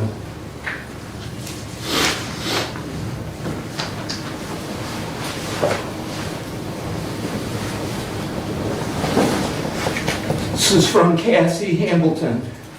Dear Mr. Ingalls, I near sent the following to Mr. Benzing. I have learned that we actually are in your district. Please vote no on Lifeway's city-backed fund. It is not financially sound. If it was, the banks would have jumped in. If it was, the banks would have jumped in with both feet. The citizens should have a right. The citizens should have the vote if this is what they want, for good or bad. Not be subject to backroom deals or meetings scheduled at times that no working stiff can attend to make their objections.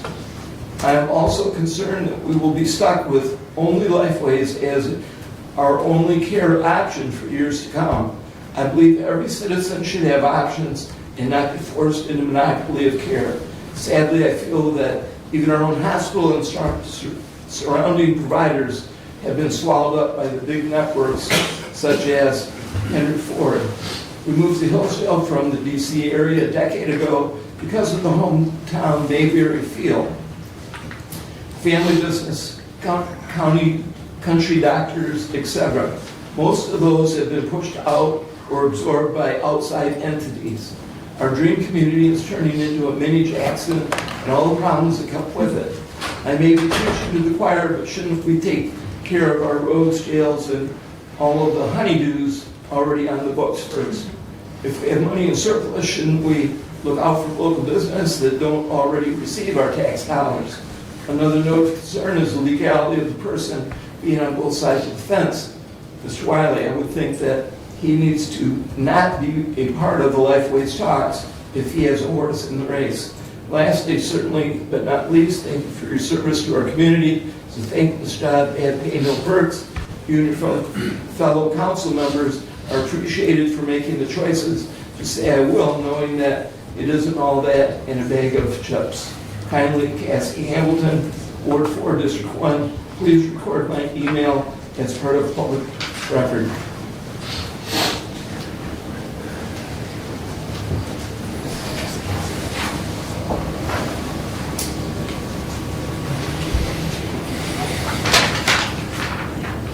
This is from David Hamilton. Doug, I'm writing to ensure you know that as my representative, I wish you to oppose financially entangling myself and my progeny with the substandard performing ill fit for Hillsdale Lifeways. Their profiteering strategy of using you to enmesh themselves in the fabric and walls of our community is offensive and ought to be cause for dismissal from any and all provision of services whatsoever until a responsible and accountable to the people CMH provider can be found. We'd be better off with nothing than the anti-science, unhealthy agenda and unfit services they're driving and for which they're absorbing our tax dollars in the name of healthcare, providing substandard service to the most vulnerable persons in our society.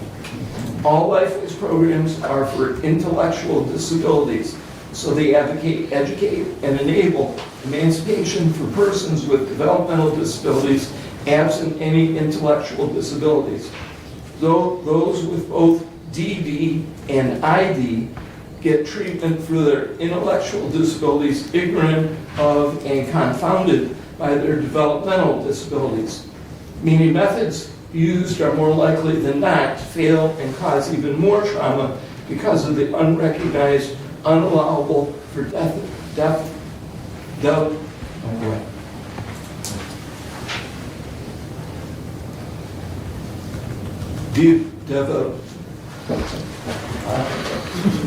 Debilitated.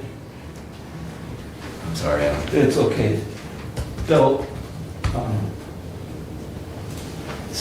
Developmental disabilities. Yeah, it's all right, I got some time. See the attached graph and note that Lifeways dismisses 34% of those who present for care if they have DDs with no ID. Deserves another 40% of their clientele to present with ID and DD due to Lifeways having no provision of services or providers available or cognizant of how to treat DDs. Then Lifeways provides marginally functional care to those with IDs, further divided from national norms by their poor cultural fit of their eagerly engaged in pushing of ideological, anti-scientific pop culture zeitgeist on Hillsdale County residents. Lifeways administrators truly feel it their duty to change our culture to be more like Jackson or Detroit. We do not appreciate that. It is because of our family-centric, faith-based community in Hillsdale that I've moved 4 generations of my family to Hillsdale. Lifeways is not just working to disrupt this society, they are insisting that we sign our guaranteeing this gratuitous bill and become enmeshed with them instead of taking a bank loan or self-financing their building needs. Lifeways is a contractor providing subpar services to our county, and we need options. Not to have them moving into our very wallets for their building initiatives to erect home base for their quite literally unholy machines in our midst. I'm sorry. Hillsdale must refuse financial entanglement with any contractor, let alone Lifeways, who made it their very lucrative not-for-profit business to work in practical and theoretical ways to disrupt life and families in Hillsdale. Please read this comment into the record as an objection to financially supporting Lifeways for building projects or any other efforts in Hillsdale. Thank you, David Hamilton, 67 Hall Street.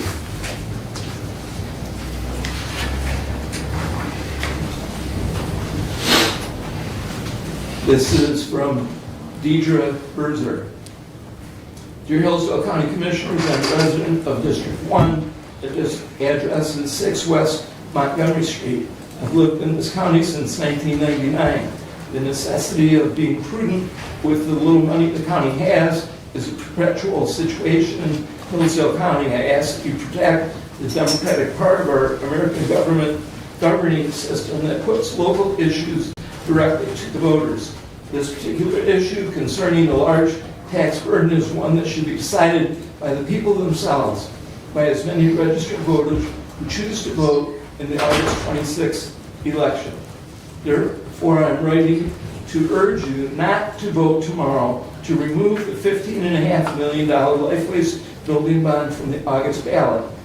Taking on a liability of this magnitude is a decision that belongs in the hands of the people, not just mine. After all, it is our tax dollars that will be diverted from public safety, parks, roads, and other county priorities if Lifeway should fail to make any one of its annual $1 million payments for the next 20 to 30 years, or default on the loan. This is a real possibility given that more than 90% of Lifeway's funding comes from federal and state sources. We have seen even in the last 2 years how much can change depending on who is appropriating state and federal funding. Please consider what is in the interest of your constituents by giving us a vote in such a weighty manner. In this semi-quincentennial year celebrating our country's Declaration of Independence, it behooves us all to remember sacrifices of our founding fathers who recoiled especially at the British government's imposition of taxes on the American colonies without allowing the colonists to vote. The colonists saw this as an affront to their human dignity. They believed that they should have a say, a vote, on matters that affected them so directly. I ask nothing less of the Hillsdale County Commissioners, allow the voters of this county to have a say. I ask that my email be entered into the public record by being read aloud at the meeting. Respectfully, Deidre McConnell, Berzer, HD, District 1.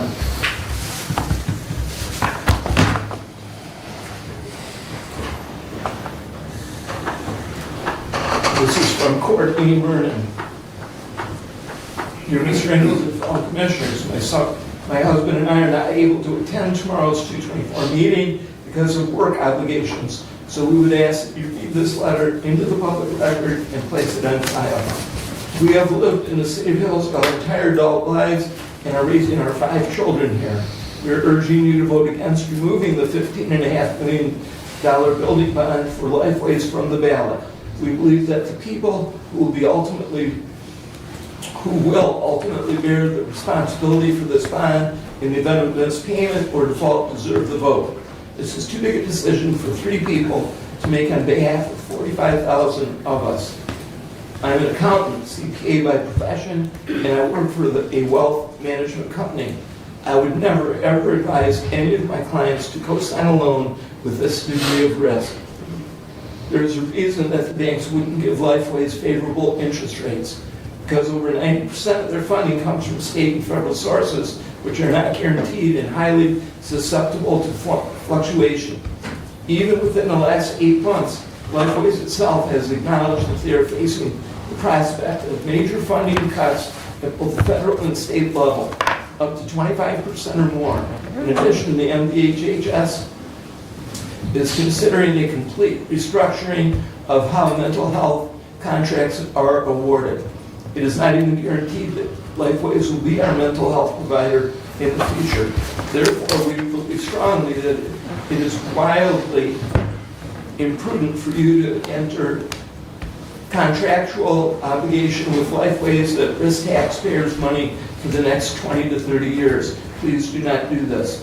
Just one missed annual payment would result in approximately 7% of the general fund going to cover the payment. To put it in perspective, by department, this is 23% of the annual public safety budget, 29% of the general government fund, 48% of the judicial budget, and 2,500% of the entire public works budget.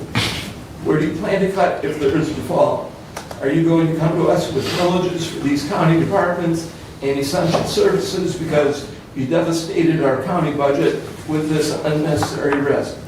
Please vote to keep this bond on the ballot and do not endanger our financial future as a county. Respectfully, Courtney Mernon, District 1. This is from Brianna Reagan. Dear Commissioner Ingalls, I'm writing to urge you not to vote to remove $15.5 million Lifeway building bond from the August ballot. Taking on the liability of this magnitude, this decision belongs in the hands of all people, not just five. After all, it is our tax dollars that we diverted from public safety, parks, roads, and other county priorities. If Lifeway should fail to make any one of its annual $1 million payments for the next 20 to 30 years, or default on the loan. This is a real possibility.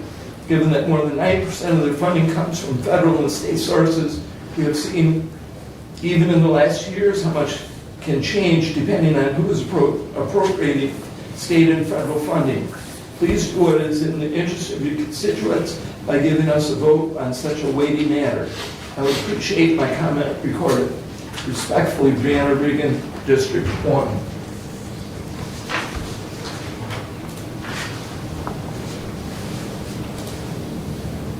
This is from Julianne Hayes.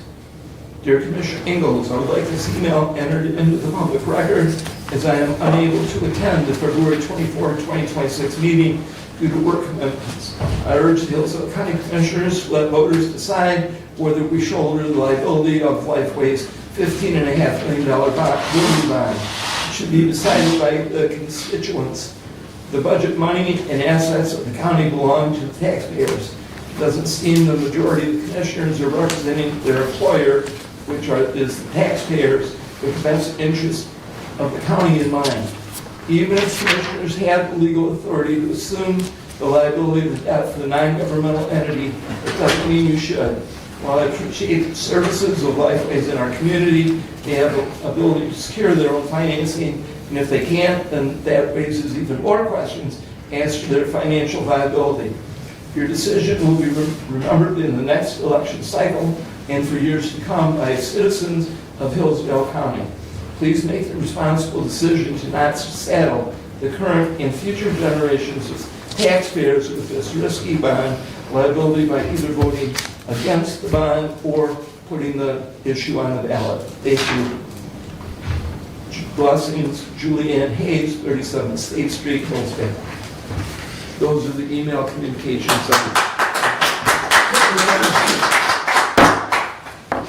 What else do you have for us, Doug? Thank you.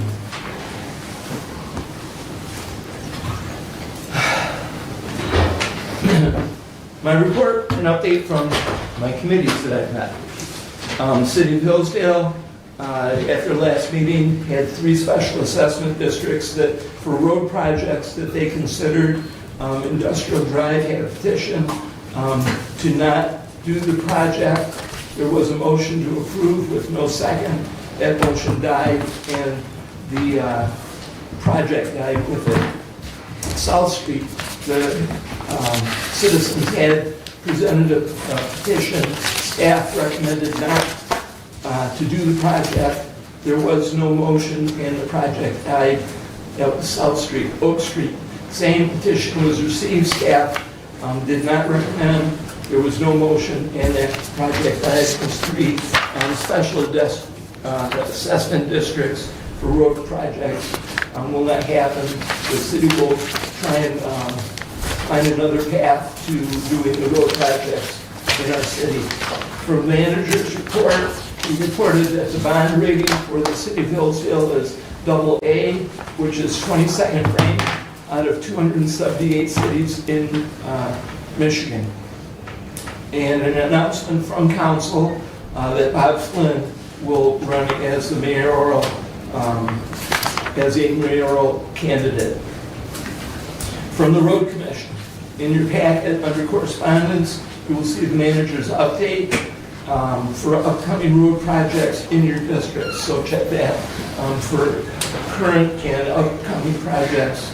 Those are for townships as well as in the district that we all serve.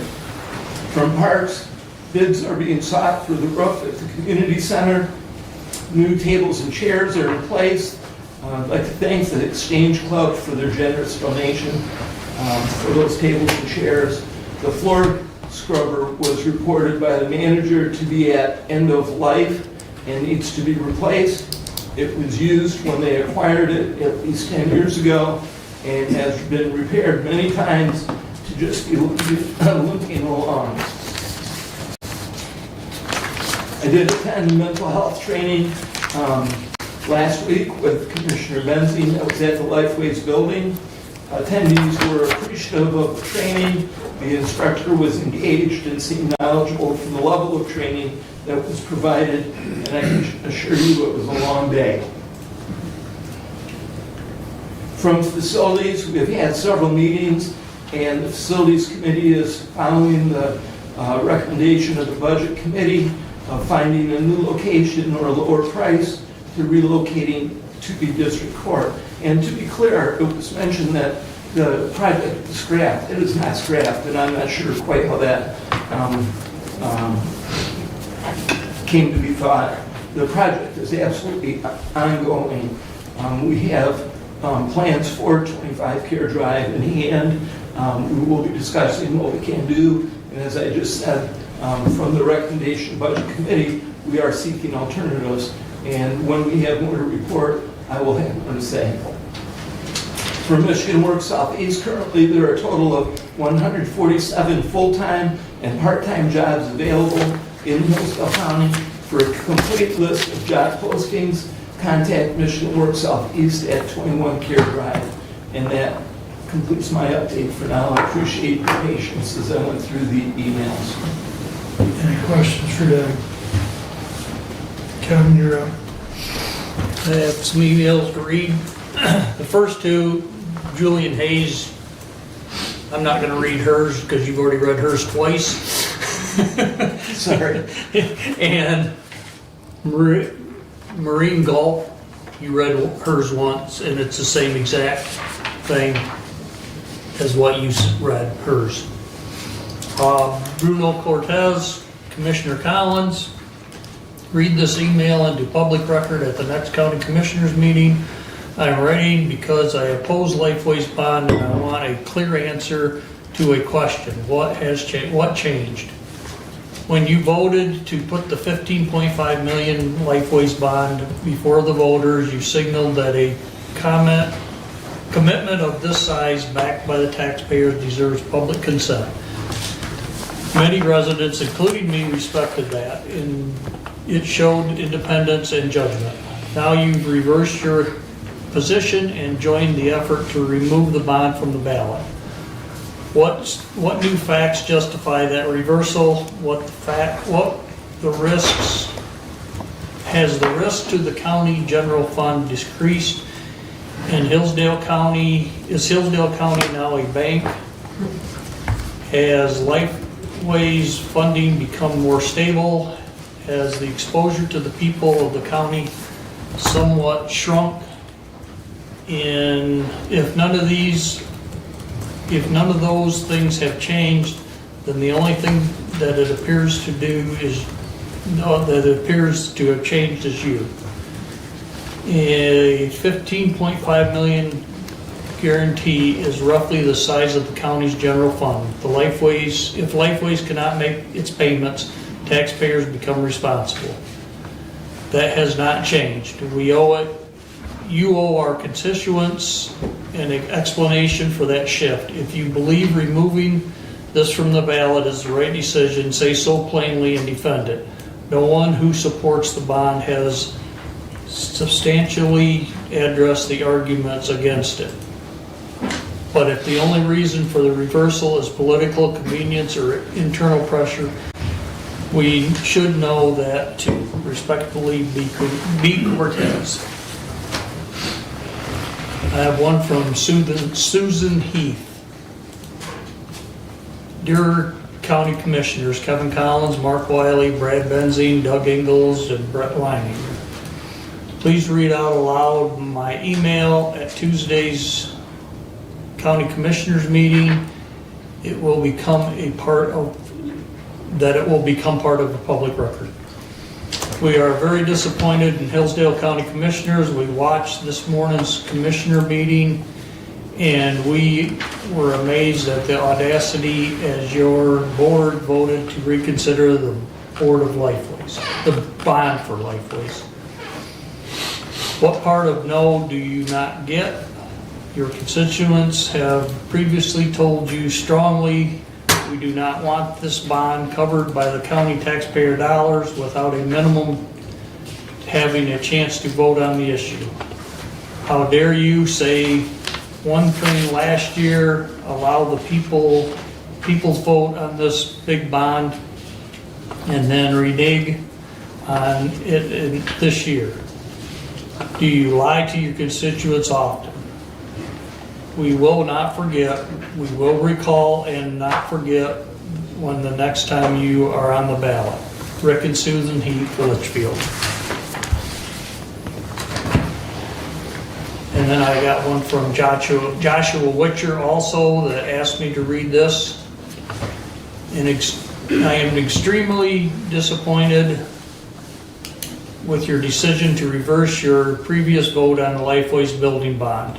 You have betrayed your word to put this issue on the issue before the people. Clearly, you do not consider the voters of this county to be constituents, but rather two of your fellow commissioners.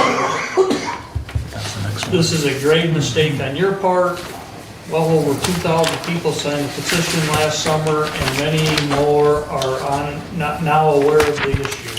Last I checked, you won your primary race by more than 200 votes.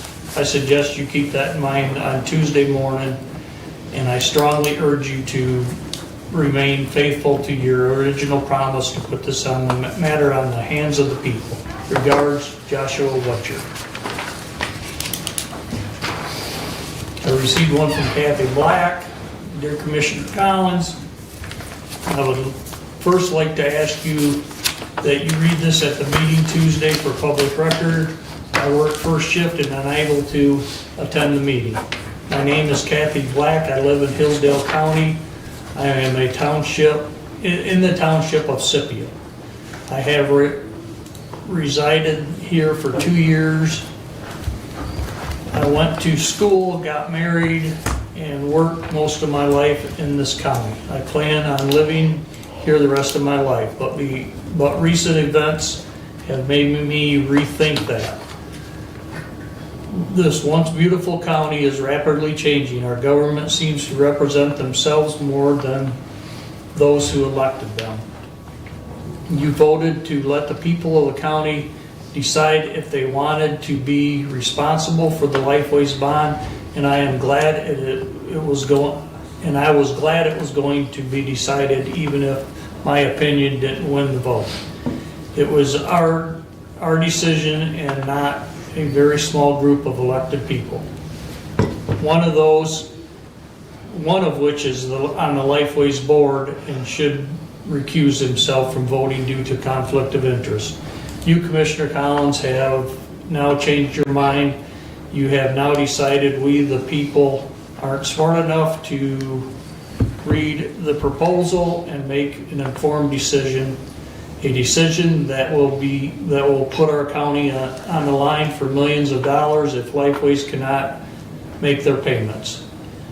Local banks have turned them down for being too big of a risk, but you and others on the board believe you know better. You are willing to put our tax dollars on the line, to put our county budget on the line, to take money away from our county police, fire, etc. All without us, the people who trust you and voted to represent us, having a say. The county already is struggling to meet its needs monetarily. We can't afford to have more and more taxes put on us when a lot of us struggle to pay our bills now. I respectfully ask you to reconsider your decision and let those who elected all of you decide the issue and place it back on the ballot. Sincerely, Kathy Black. And I received one from Joshua Benjamins.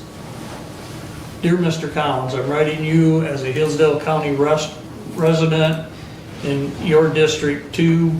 I have a wife and a child and have lived here since 2022. I'm extremely disappointed to hear that you have changed your mind and decided to support removal of Lifeway's request for $15.5 million bond from the county from the decision of the voters, which is where the issue ought to be settled. This is the second time I'm writing you about this issue. Once again, I added my voice to the chorus of voices that have almost unanimously decried this decision. This is an utterly irresponsible misuse of taxpayers' money in many public meetings about this issue. Hillsdale County residents have made it abundantly plain that they oppose the bond. They trust the commissioners, my trust in the commissioners' willingness and ability to represent the wishes of the citizens and to make prudential judgments has been decimated by this misguided decision. The taxpayers deserve to have their voice heard on the issue and how their money is spent. I formally ask that my opinion above be placed on file and on record. Joshua Benjamin. Sincerely, Joshua Benjamin. And that's all I have on that.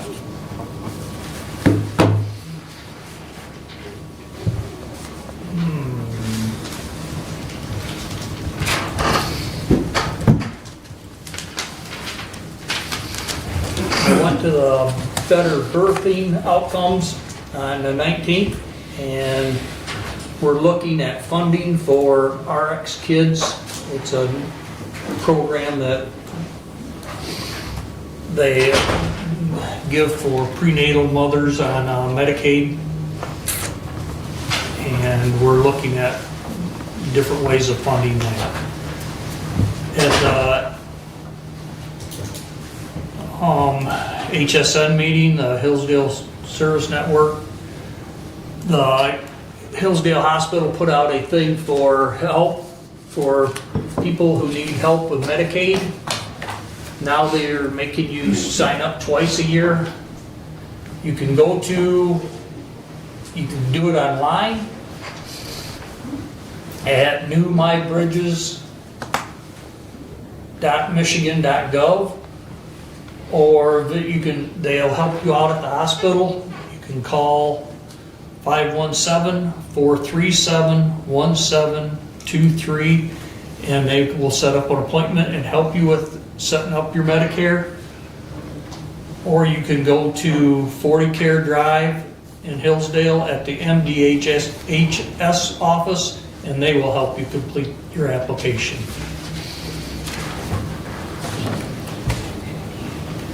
And at the Board of Health, we had 3 bids for the HVAC system. The committee moved to send it to the full board, the lowest bid that we had. And that will be taken care of Thursday. And I also went to a transportation meeting. We discussed several ways of putting out different surveys. One of the surveys is going to be for students, another one is going to be for families, and one for businesses on transportation issues in the county to see what the needs are so we can move on from there. And we are also working with the Phoenix Foundation of the Phoenix Mobility in this deal. They're in on this program also. So, and that's all I have. Any questions for Kevin? Brad, you're up. All right, following the pattern, I will share with the board the emails that I received. I did make sure that these folks were within the district. So first is, dear Brad, I want to thank you on behalf of myself and my husband Michael for your strong stand against taking on this bond. I know these decisions are well thought out and trust you have weighed is best for us in the county in the long term. Stand firm. Best, Michael and Lori Hull, North Adams, Michigan. Hi Brad, please vote to keep the Lifeways bond on the ballot for voters to decide. Thanks, Annette Scoville from Jefferson Township. Hi Brad, I would like to let you know how I feel about the project proposal for the Lifeways should be put to a vote from the citizens of Hillsdale County, not just for the Board of Commissioners. I also would like to have an opinion on file. Thank you, Cheryl Meyer, Jefferson Township. This bond issue needs to go to the voters. My property taxes are already too high, and I'm not interested in this being added to it for another 30 years. Lifeways can get their money from elsewhere. No more taxes. Sandy Tissert. The vote should be on the ballot. Anytime taxpayers are asked for more money, they need the say. Please stand up for those who elected you and trusted you. From District 4, Chris Schwartz. Mr. Benzing, thank you for your vote to put Lifeways on the ballot. It's the right thing to do. Thank you, Chris Wingate. Dear Commissioner Benzing, thank you for the principled stand you have taken on the Lifeways issue by voting to refer the issue to the voters. Please continue to do all you can to convince your fellow commissioners. That is what really is the most ethical way to proceed on such a momentous decision. William Clark, Hillsdale, Michigan. And Andrea, since you were able to be here, I am going to dispense with your email, but I will pass it on to the clerk to record with the record of this meeting. However, I do have one from Ben Clark. Dear Commissioner Benzing, my name is Ben Clark, and I am a resident of District 4. While I hope to attend the Board of Commissioners meeting, my work schedule will not allow it. Instead, please enter this email into the public record and read it aloud during the meeting. I am writing you today urging you and the Commissioners to keep the $15.5 million Lifeways building bond on the August ballot so that the people of Hillsdale County, who will ultimately bear the liability for it, can decide. This bond is an unnecessary and dangerous risk for the county due to the uncertainty of Lifeways' future funding. The Commissioners who don't think this bond is a bad risk must be in denial, or they simply don't care about their constituents, especially after local banks refused Lifeways loans because it was too risky. Even Lifeways Facility Board, who refused to use their $11 million cash reserves on the building, know it's too risky. I am an accountant. I could write paragraphs more detailing the dangers of this bond for the people of Hillsdale County. Instead, I would like to ask some questions on the record. Commissioner Leiner, did you lie to the public and your fellow commissioners during the February 10 meeting when you said Lifeways hadn't submitted the bond amount yet, even though the public records show that they sent a letter on 2/2 reducing the bond to ask for $12 million?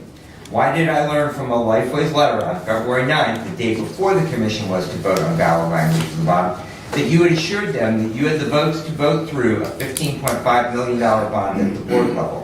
What conversations are taking place behind closed doors that you knew the ballot language would be voted down and you could have 3 votes to move the bond back onto the agenda?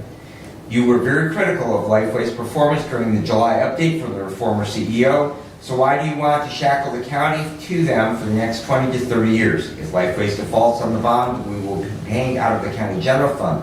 Can you go on record and let the people know what departments you will cut or what millages you will introduce to make up for the loss? Commissioner Collins, what exactly did you change your mind about putting this issue on the ballot and tell Commissioners Wiley and or Leininger that you would vote with them to push this bond to the county board? We know that you assured them of your votes by February 9th. The lame excuse you gave on February 10th that the ballot language was too confusing to put before the people was just that, a flimsy cover-up of an excuse because Leiner had already informed Lifeways the day before that he had your vote. Did you know that as of January 1st, you are officially eligible to be recalled? If you can change your mind, so can the people of District 2, and based on the responses we've heard, I would expect it. Will you go on record and tell your constituents which department you want to fund the $1 million payments from? Commissioner Wiley, as both the commissioner for the county and a board member of Lifeways, how do you decide who needs to serve? I noticed the conflict of interest communication from a decade ago is in today's packet. Seems like a panic move. Do you think you have a direct or indirect conflict of interest in this pecuniary matter and should recuse yourself from the vote under MCL 123? What about under MCL 15.322? Are you confident that the courts will agree with you? Or were you willing to have the county pay to find out instead of letting the people decide? Which department budgets would you like to tell the residents of your district that you are cutting in the case of a missed payment? Finally, do you deny that on November 10, Lifeway's board meeting, you called the citizens of Hillsdale County belligerent because some of them disagreed with you and let others know what you were up to? It seems like you are very uncomfortable with the actions of this board being in the spotlight. Commissioner Benzing and Ingalls, thank you for your past votes to put this issue before the people. I would also like to ask that you introduce a motion to hold at least one meeting a month in the evening. There are a lot of people in this county who want to be heard. Your voices are only going to get louder. In the next couple of months, this board is coming to the people of Hillsdale County with your handout asking for funds for a new courthouse, a new jail, and renewing the existing Lifeways millage. If you are going to ignore public opinion and in danger is the future of our tax dollar today, I'm guessing we won't be too generous in the future. If you vote to remove the bond from the ballot today, we will not forget, and we won't let the people forget. You may have only been a few. We may only have been a belligerent few last summer, but your backroom dealings have made us a vocal majority, and the citizens' voices will be heard at the ballot box in your not too distant elections. Listen to the people who voted for you. Vote to let the citizens of Hillsdale County decide. Thank you, Ben Clark. And then the final one I have is Commissioner Benzing. I find it unbelievable that Lifeways is unable to locate a building to rehab versus build an entirely new structure at a cost of $15.5 million, which doesn't include the price of the land. This $15.5 million bond should be brought to a vote, as was previously thought to be happening, and I'm just finding out today that the meeting is tomorrow morning at 9 a.m. to take it off the August ballot and move forward with the bond despite verifiable public resistance. All the taxpaying property owners in Hillsdale County are ultimately responsible for the bond, and it should be on the ballot and up to them to vote. Please represent the people, look out for the best interest, and do the right thing. Allow them to vote on this Tracy Fitch. And I will hand those to the clerk following the meeting. All right, moving on to my report. I did receive 57 emails as of this morning. My apologies to those people who I have not had the time to respond to. Yesterday my day began at 03:30. I worked 12 hours at my EMS job, came home, had dinner, ran a fire department call, and yesterday I spent about 2.5 hours on county business. Worked at my actual real job till about 8 p.m., came home, delayed dinner again to run an MVA accident with my fire department, went to bed about 1:30 after preparing for this meeting. I will respond to you. Public Safety Committee met with Sheriff Hodgshire regarding the Grace County's proposal for animal control following the expiration of our current contract on February the 11th. The Sheriff and the Public Safety Committee are in agreement to explore what other options are available and are working currently on a second proposal. Hopefully sometime in March we will have a report on that proposal. We had a productive mediation session with the dispatch supervisors on February the 13th. I believe that we are close to a tentative agreement with them. We have some items that we need to clarify, but we are really, really close to a contract. We had 11 county employees participate in mental health first aid on February the 17th. My thanks to Lifeways for sponsoring that, having staff available for that for our county employees. I would also like to thank our department heads who made the time available for their employees to attend, as well as the department heads who took time, and to Commissioner Ingalls who took time out of their busy days to participate in what was a long day. We're looking at hosting another class later on this year. Rachel, I respect your request to find a Thursday or Friday to facilitate district court employees. We had a number of your people that were interested in attending, and we will do the best to make that happen on a Thursday or a Friday so they can attend. County Fire Academy is going well. I did have the opportunity last week to instruct in 2 classes for that. I believe we have had one individual that has dropped out of that, so we are moving forward well with it. The 911 board met on February the 18th. The new Hillsdale Public Safety Director was introduced. I appreciate under consent agenda today, you're approving his membership in the 911 board. That is as part of the bylaws, a position specifically for the Hillsdale City Police Chief. So I appreciate you getting that done so he can participate at their next monthly meeting. Due to material delays, we are now looking at a late August completion date for the 800 megahertz project. And 911 is still looking for additional dispatchers. If you know of anyone who might be interested in that, that information is up on the county website. Hillsdale County Medical Control met yesterday. The new medical control director, Dr. Cook, was introduced to the group. We did schedule a meeting to discuss dispatch protocols, which is something Director Whitaker has been asking for about the last 18 months in regard to how calls will be dispatched, priority or non-priority, and that was scheduled. We are also going to be voting on updated state protocols at our next meeting, which I believe will take place in May. And we are also discussing standardizing APACs. We did standardized drug boxes with Jackson, but we are now discussing standardizing APACs with the Jackson Medical Control Authority. And we also have some additions to the various drug boxes and also updating the MCA bylaws. And we have department heads on this Friday, and that concludes my report unless you have questions for me. Question. Yes, Commissioner, what's our outstanding balance with Branch County on the money we funded to build their animal control building? Well, there is not agreement that we have a balance with them. We made a contribution towards the construction of that shelter. We have to date expended, the last number I have, about $55,000 of that $90,000. However, that they are saying that it is really not a balance until the point where we exceed that, and there is no intent to carry over any of those dollars to any future contract. So they'll be refunding that? No, there is no intent on their part. Their position is that they have significantly spent more than the approximately $9,000 a year on taking dogs from Hillsdale County, roughly 120 dogs a year on an average. So that dropped during COVID. It spiked a little bit in years following, probably because a lot of folks got pets and then decided when they went back to work that they weren't able to care for them. So consequently, the number did spike up a little bit, but it's been approximately about 120 dogs. And but no, they have no intent of refunding any of that money. Yes, Commissioner. And they also feel that they have substantially overspent comparatively on that 90,000 over 10 years. They made a big point that that was essentially 9,000 a year. And so when they spoke to us about the new agreement, it will be substantially different because those dollars, they feel that their spending is not balanced correctly for what we use. And that is why we're exploring additional options. Yeah, we had a discussion about that agreement with our legal counsel. No, at this point we have not.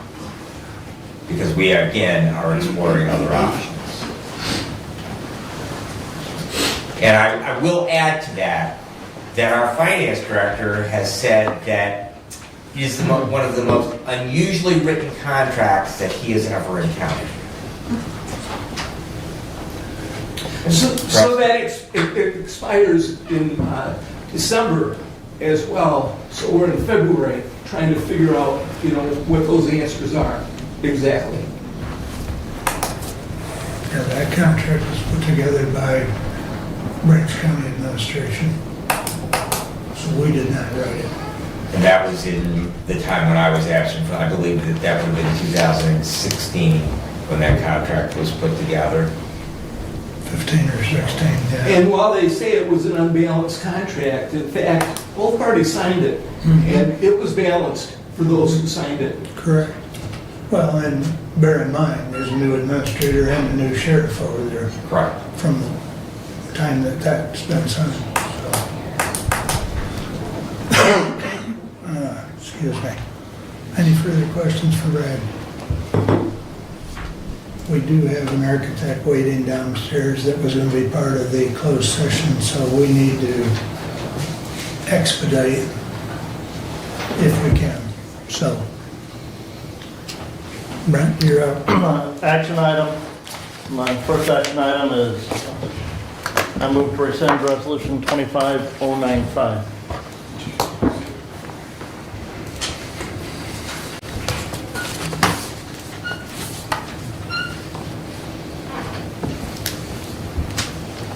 I'll support it so we can discuss it. If I may, Commissioner. Yep.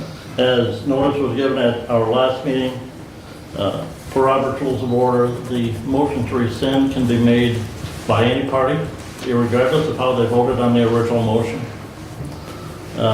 If notice is not given, a 2/3 vote is required for that, but with prior notice having been given, only a majority vote is required for the passage of the motion to rescind. At our last meeting, we did not adopt Resolution 26028. Had we adopted that resolution, the last sentence on page 3, number 5, would have already rescinded Resolution 25095, because it stated that all prior resolutions dealing with the matter are hereby rescinded.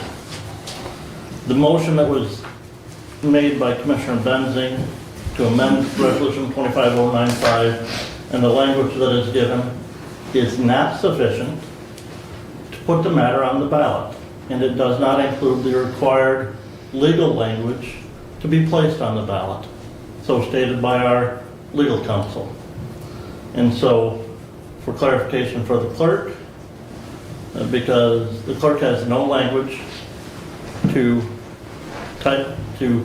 put that issue on the ballot, that's why I'm in favor of rescinding 25095.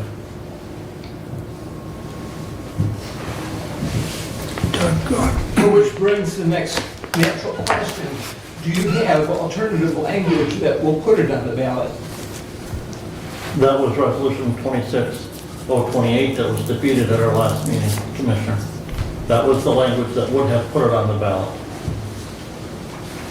And there was, the actual ballot language was attached to that resolution.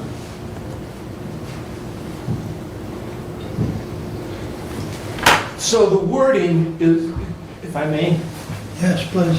So it was the wording that was defeated, not the, as I understand it, per Commissioner Collins, it was the wording that was the cause of concern, not the placement on the ballot. I think the intent is still to place it on the ballot with the appropriate wording that is acceptable wording.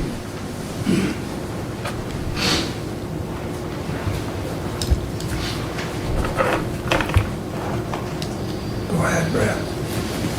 So, my understanding is the resolution that we had at our last meeting that was defeated was appropriate language as prepared by town council and met the statutory requirements.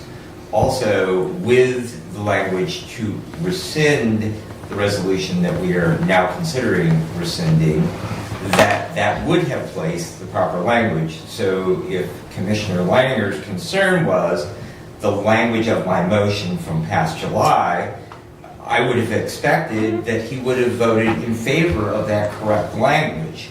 However, if the intent was to simply not allow this to go to the voters and to simply bring this back to a vote of commissioners, one would conclude that he gave this, that was the reason for his giving of his intent to bring this motion to rescind today. So if the intent was that the language was incorrect and we needed to rescind that previous motion and resolution that was made last July, the resolution we had before us 2 weeks ago would have done just that. And so I can't see why, at this point, we would be rescinding this language when we could have simply brought forward the resolution that we had a week ago. Unfortunately, since I did not vote in the majority of that vote, I cannot make a motion to reconsider. However, one of my fellow commissioners who did vote in the majority, if they do believe at this point, after hearing from the public today, of the outpouring of their desire to have this on the ballot, this could simply be taken care of by reintroducing the resolution that was defeated 2 weeks ago, and we would not need this motion to rescind that we have before us at this time. Thank you.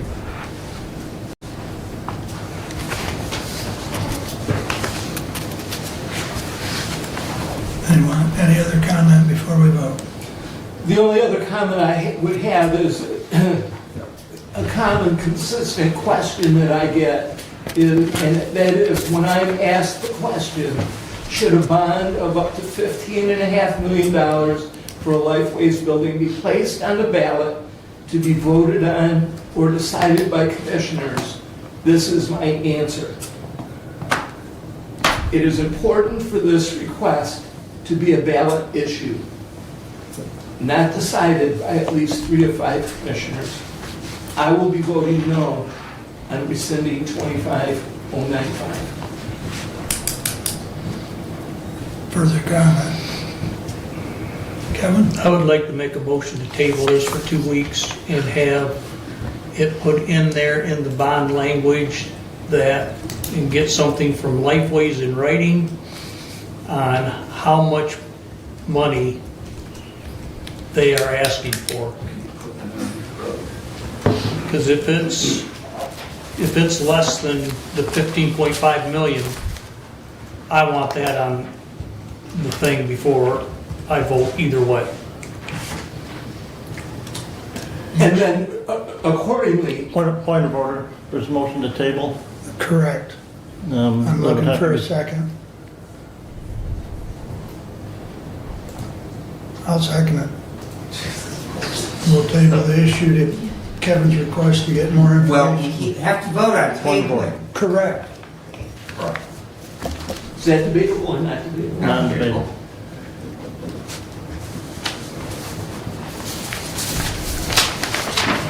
Go ahead. Commissioner Medley? No. Commissioner Leininger? Yes. Commissioner Ingalls?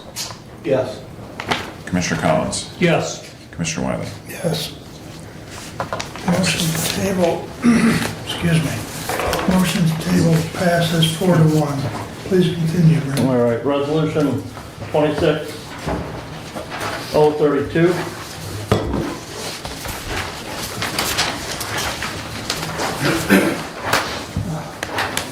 To the Honorable Board of Commissioners.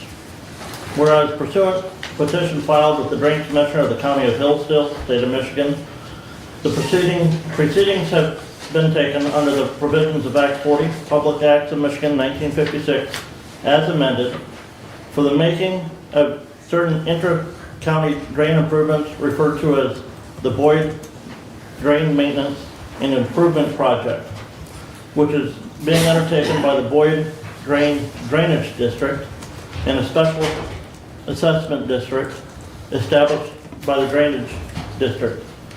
And whereas the project is necessary for the protection of public health and in order to provide funds to pay the cost of the project, the Drain Commissioner intends to issue the Drainage District note or notes in one or more series in an amount not to exceed $628,000 pursuant to the Act.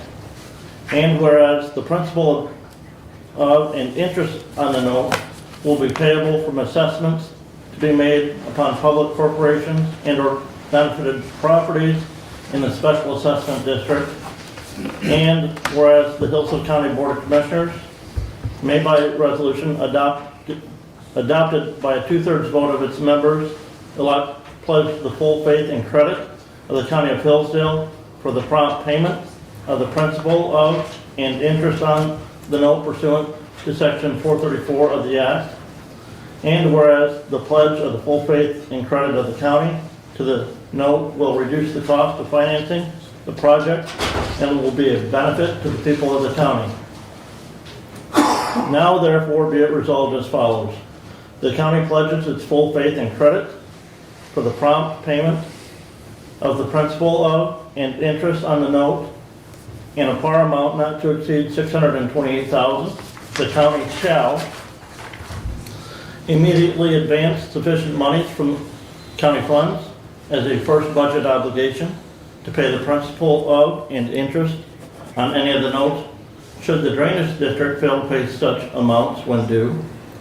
The county shall, if necessary, levy a tax on all taxable property in the county to the extent other available funds are insufficient to pay the principal of and interest on the note when due, subject to the constitutional and statutory limitations on the taxing power of the county.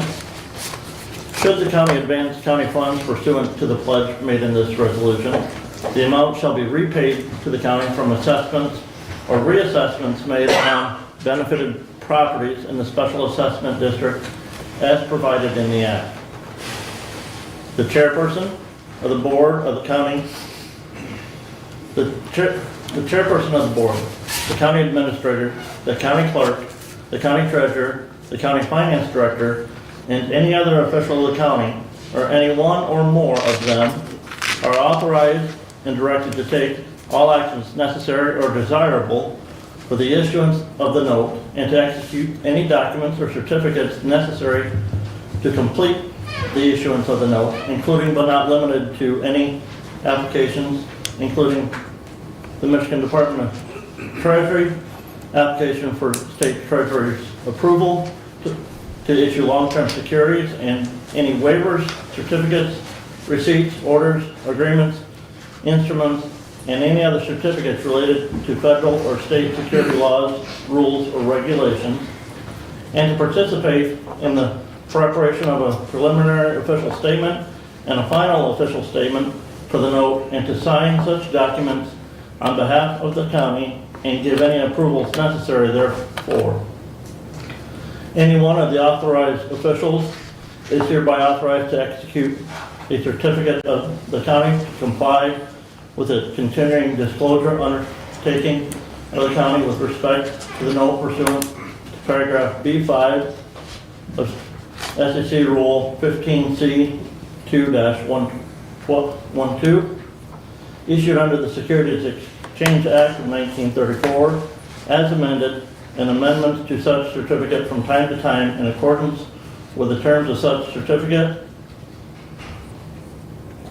All resolutions and parts of resolutions are, to the extent of any conflict with this resolution, rescinded to the extent of the conflict. And I move for adoption. Support. Any discussion?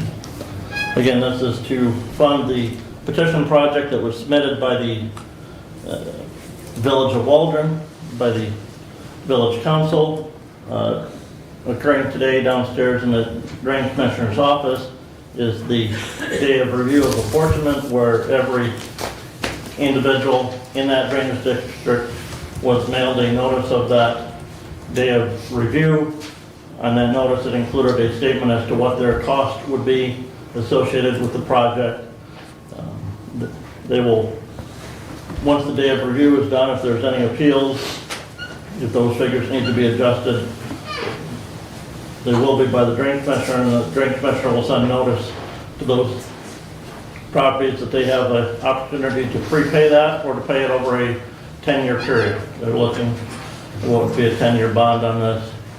And again, if nobody prepays, that's where we would be bonding for up to the $638,000 for the $628,000 for the drainage district to cover those costs.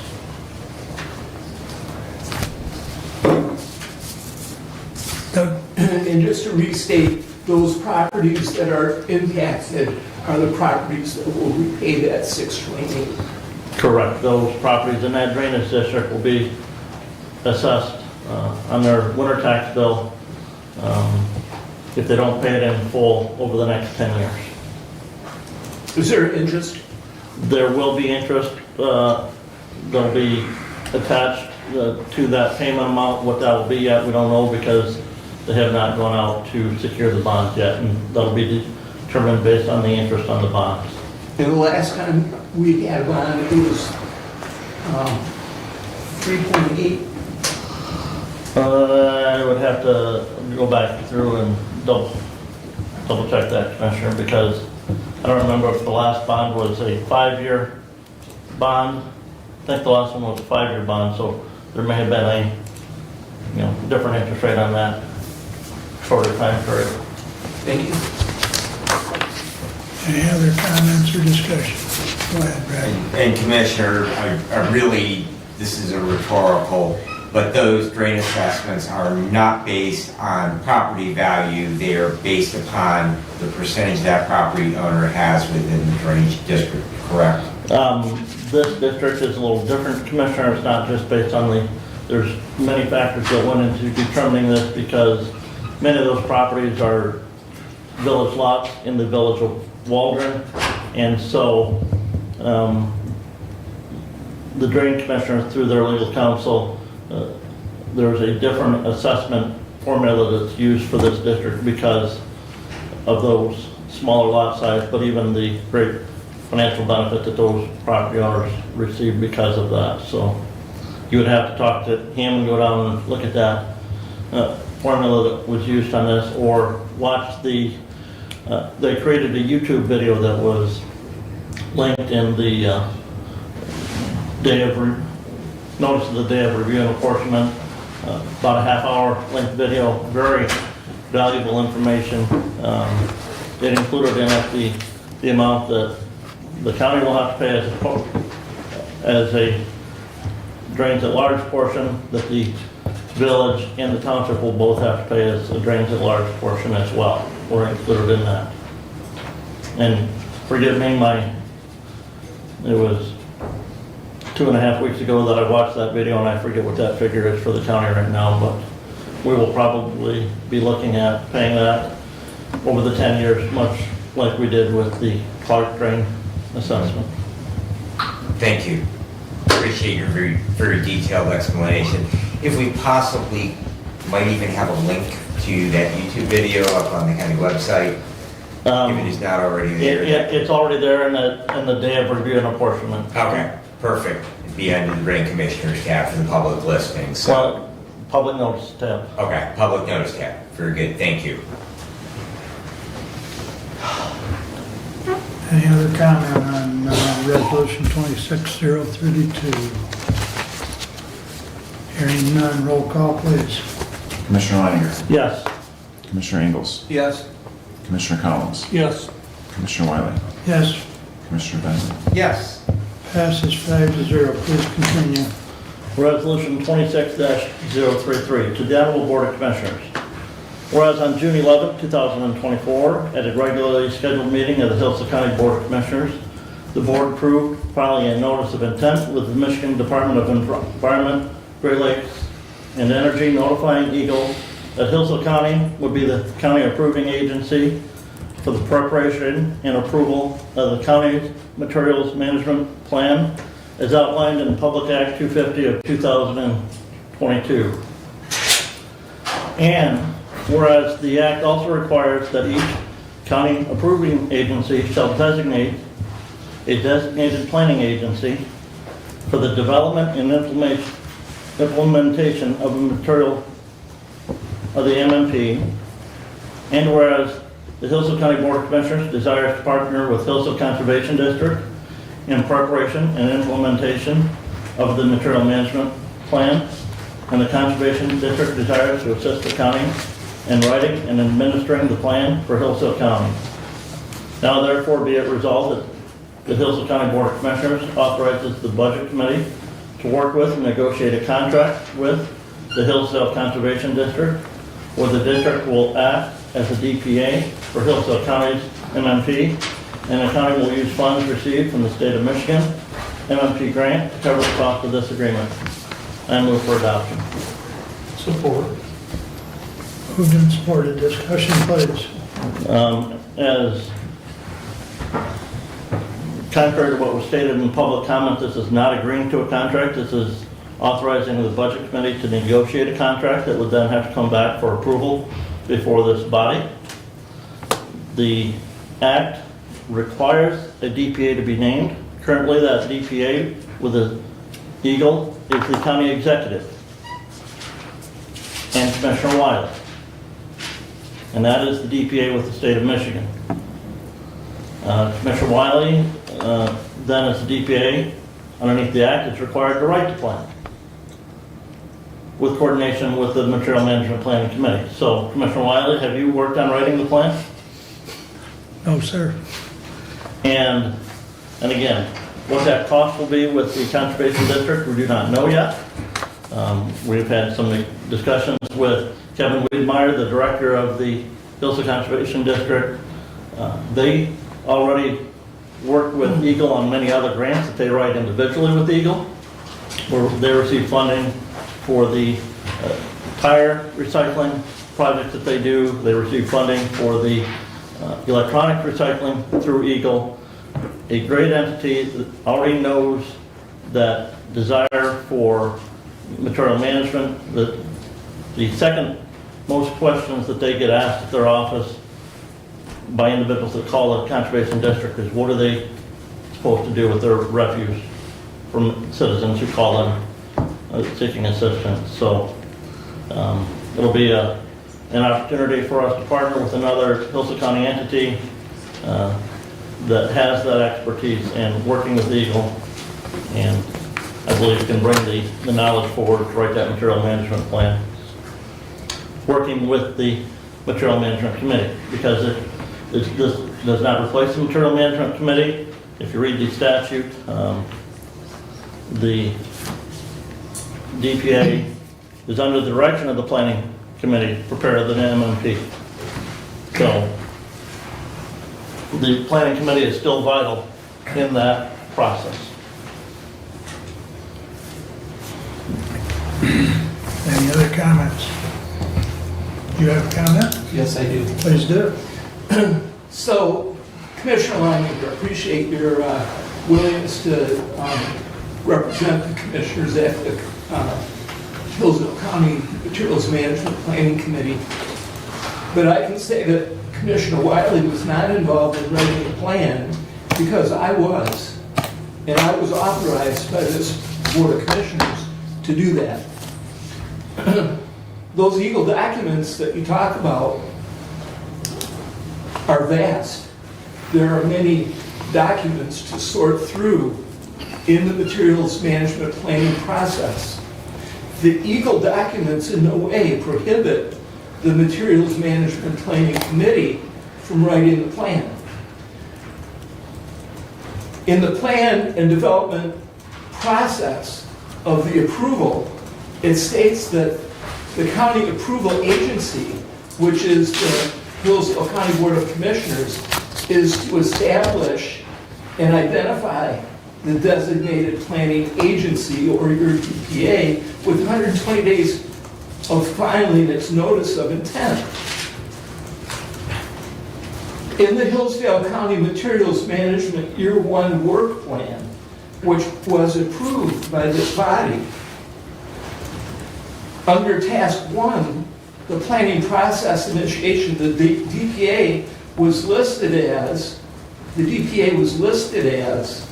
the Hillsdale County Commissioners, the Materials Management Planning Committee, and myself, the county commissioner. I wrote that plan with the Materials Management Committee, submitted to Eagle, and it was approved. Although you have replaced me as the commissioner representative on the DPA, that is not sufficient reason to change the entire DPA. By having the Material Management Planning Committee write the MMP for Hillsdale County, the county will be able to more effectively and efficiently use the grant money to make recycling more accessible to our residents. Any grant dollars should be spent directly on MMP committee projects, not on an outside agency. Our local facilities, Jefferson Township Transfer Station, LRS in the city of Hillsdale, and now with Lake Pleasant Recycling combined, will meet the Hillsdale County standards set by Eagle. Spending grant dollars unnecessarily reduces what can be spent as determined by the Hillsdale County MMPC. Our MMP committee knows and represents what is best for Hillsdale County. And from what you just said, the Hillsdale County MMP does not recommend changing the DPA. We have representatives on the MMP committee from Scipio Township, from Ransom, Jefferson Township, City of Hillsdale, that all directly have recycling, waste disposal, and are very aware and legally bound by statute to fulfill Eagle standards. I will be voting no on a resolution to change the DPA. Further discussion? Brad, go ahead. So, in the movie All President's Men, about the Watergate break-in, there's a relatively famous quote, and that quote is, "Follow the money." So, to that, Soil Conservation District, great partner, great partner. They do a lot of work in agriculture. We have a county planning commission, and they used to have a participant in that. They decided at one point they weren't going to participate in planning commission anymore. The material management planning committee. We looked for quite a while, and we had to figure out who the members were, and we sent out notice to partners across to apply for various positions. Didn't hear a peep out of Soil Conservation District about having a member on our county material management. But suddenly, when we have $82,000, which we'd anticipated, however, we'd heard, well, we don't know if we're going to get any money or not, but now we have $82,000 because of the work that has been done by our Materials Management Planning Committee for the past more than a year, and submitting documents and moving forward with a plan. All of a sudden, when we have $82,000 and the ability to direct where that $82,000 goes, suddenly the Soil Conservation District is interested in writing us a plan.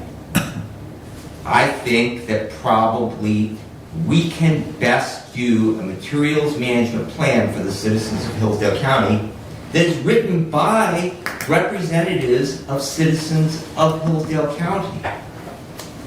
And I think they've done a fine job so far, and I think that they can continue that work. And to that, I'm going to be voting that if we do receive any grant money, that it be best used by a group that has the best interest of the entirety of the citizens of Hillsdale County, rather than a particular entity that suddenly developed interest because they're $82,000. Thank you. Further discussion on 26033. Just a comment. They did not suddenly develop an interest after discussing the Hillsdale County's material management plan with the representative from Eagle.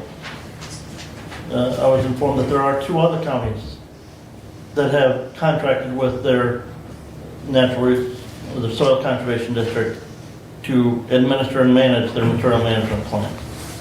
And so then I reached out to the current director of the Soil Conservation District to see if they would have interest in working with the county and doing that.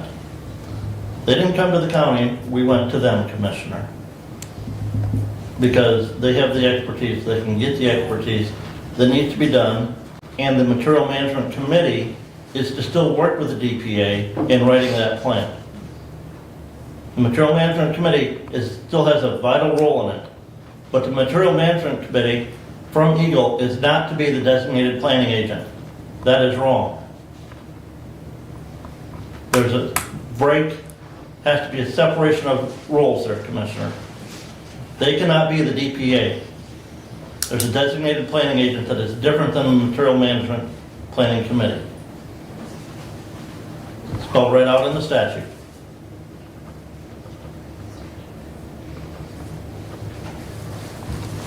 And again, we're starting a negotiation on a contract. It's not approving a contract. That will still have to be approved by this body.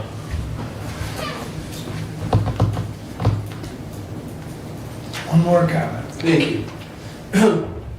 Jackson County, when brought to the table for their Materials Management Planning Committee, their Board of Commissioners decided not to participate. They decided to have Region 2 write their plan.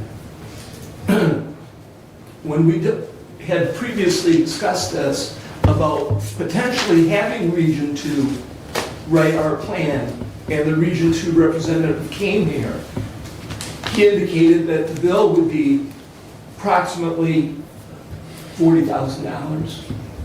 Maybe it was $60,000. It was the amount, ironically, that the state was going to provide us in a grant. We as a body, Board of Commissioners, decided not to have Region 2. We did not want to join Region 2. We did not want to have Region 2 write our plan. We did not want to have to pay Region 2. Region 2, Conservation District, we don't need to use that money for that purpose. And that would be my final comment. Anyone else? Roll call, please. Commissioner Ingalls? No. Commissioner Collins? Yes. Commissioner Wiley? Yes. Commissioner Benzing? Yes. Commissioner Leininger? Yes. Passes 3-2. Passes 3-2. Anything else, Brent? A couple of things in the communications in the packet was the January 2026 expenditure report from the finance director.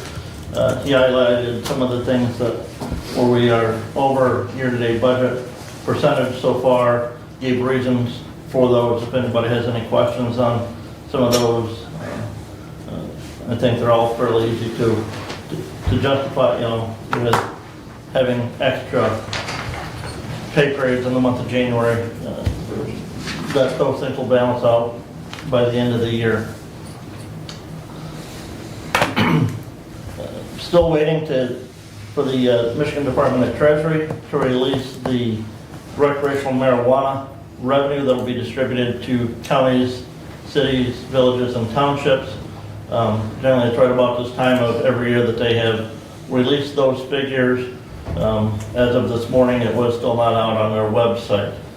I will say, though, that in the report, the money that was distributed to the Department of Transportation on the December report, and that money is reported annually on the Act 51 funding, that recreational marijuana money to the Department of Transportation was down 6% over the prior year.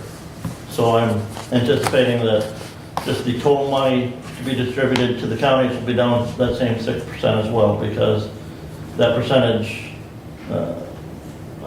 as to what counties get, the Department of Transportation get, was approved by the public when they voted on the legalization of recreational marijuana. Everybody in the county that owns property should be receiving their notice of assessment from their local assessor here. If they haven't got it already, hopefully they receive those this week. I do know I believe most of the border reviews, and these are border reviews at the local township or city level. This is not done by the county. Those, I believe, are taking place the first week of March, but that day for the board review meeting will be spelled out on that notice of assessment. Make sure you review those thoroughly. I had combined a couple of parcels for the last tax year and didn't catch it at the March board review, had to go to the December board review to get it corrected, that it had, the agricultural exemption had been removed on those parcels that I had combined, was corrected, but that's through that enforcement or board review processes where you can test if you feel that your property is assessed wrong, it's your local assessor that has the impact in that, not us at the county commissioners. So, but please review those, take notice of those. I haven't received mine yet. I don't know if any of the commissioners have gotten theirs, but I'm pretty sure that they've all been mailed by the local assessors.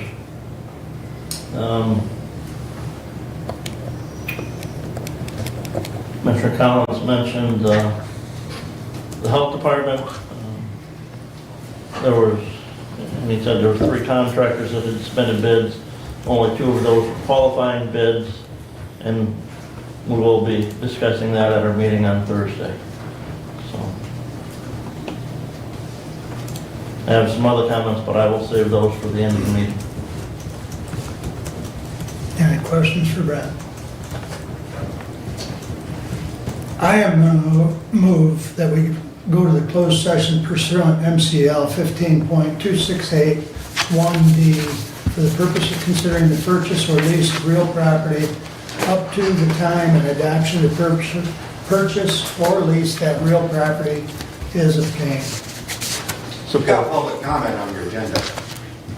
I am moving my report to the end as well as public comment because we have people that are waiting to be, that we're paying. You're welcome to stay, Lance.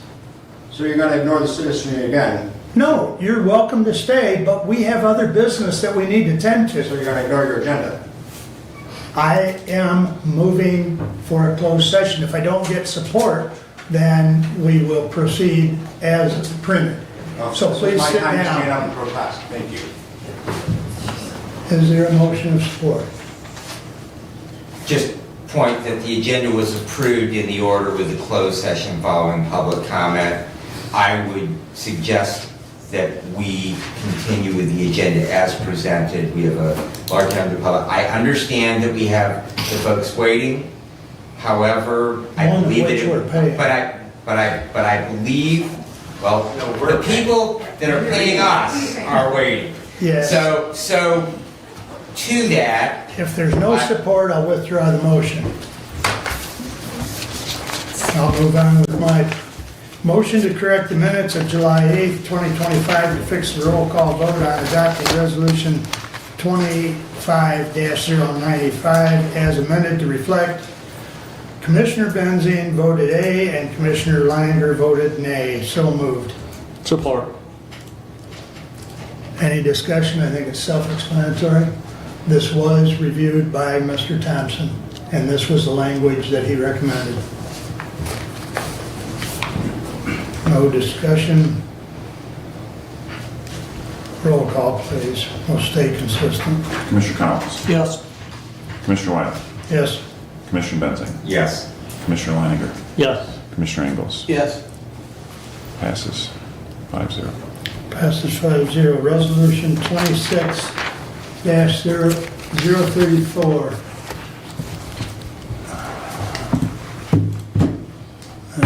Okay. Whereas Article 2, Section 4 of 41M of the Michigan State Constitution now gives every citizen the right, once registered, to vote in each statewide and federal election in person at an early voting site prior to election day. And whereas Public Act 116 of 1954, Section 622-1, as amended by Public Act 81 of 2023, requires that if at any election a county clerk conducts early voting for one or more municipalities located in the county, the Board of County Election Commissioners of that county shall provide one or more early voting sites. And whereas Public Act 116 of 1954, Section 720 G5, as amended by Public Act 81 of 2023, requires that the county clerk, after consulting the municipal clerks, shall submit each early voting site location to the Board of County Election Commissioners for approval, and each early voting site submitted for approval may serve all electors covered by the county agreement. The electors in specific municipalities that are covered by an early voting site, the electors of one municipality or any combination of those options, as long as each elector in the county is served by one or more early voting sites. And whereas the municipal clerks from each of the 18 townships and 4 cities within the boundaries of the county of Hillsdale desire to enter into an agreement for election services with Hillsdale County Clerk's Office to administer a centrally located and consolidated early voting precinct. And whereas the Hillsdale County Election Commission met on August 14th, 2023 and adopted a resolution assigning that one early voting county precinct located to room 2 of the Hillsdale County Courthouse, 29 North Howell Street, Hillsdale, Michigan. Now therefore be it resolved that the Hillsdale County Board of Commissioners do authorize the county clerk to sign the agreement for election services between the county of Hillsdale and the townships of Adams, Allen, Amboy, Cambria, Camden, Fayette, Hillsdale, Jefferson, Litchfield, Moscow, Pittsford, Ransom, Reading, Scipio, Somerset, Wheatland, Woodbridge, and Wright, and the cities of Hillsdale, Jonesville, Litchfield, and Reading respectfully submitted for approval. Mark Wiley, Chair. Support. Would the clerk like to make any comments? Self-explanatory. Any comments, Doug? Are there any townships that excluded this time? No. They've all signed except for Somerset, and I believe they'll sign it. I've talked to them about it. If they don't sign it, then they won't be part of it. Simple as that.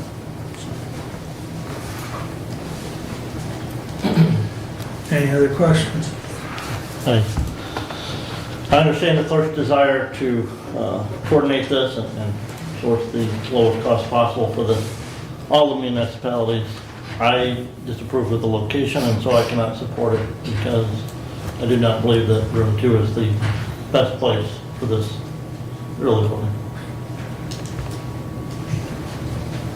Okay. Any other comments? Roll call, please. Commissioner Wiley? Yes. Commissioner Benson? Yes. Commissioner Langer? No. Commissioner Ingalls? Yes. Commissioner Collins? Yes. Passes 4-1. Passes 4-1. Thank you.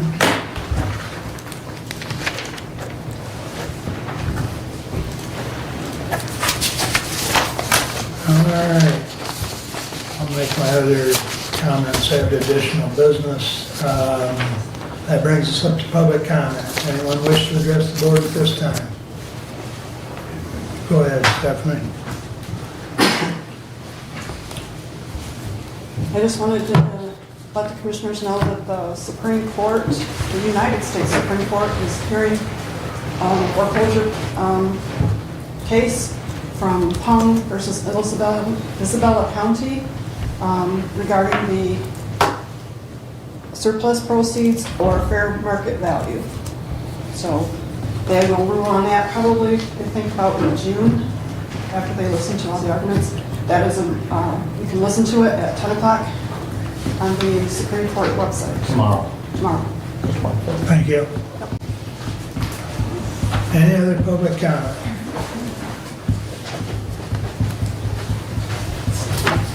So essentially, you've tabled the whole Lifeways issue for two weeks. Maybe $6 million or $2. I don't see what the thinking is there. Don't think it matters. So this meeting here, we've had a standing room only in the hall for hours on end, public comment and all this. You've got women, children with their babies, like elderly, and also a lot of other people would like to be to a meeting to discuss this Lifeways issue with you people. And I think it would be very prudent to have a 5-6 o'clock meeting at a better venue to better suit your constituents. I appreciate if you bring that up on your additional business coming up. Thank you. Thank you. Anyone else wish to address the board?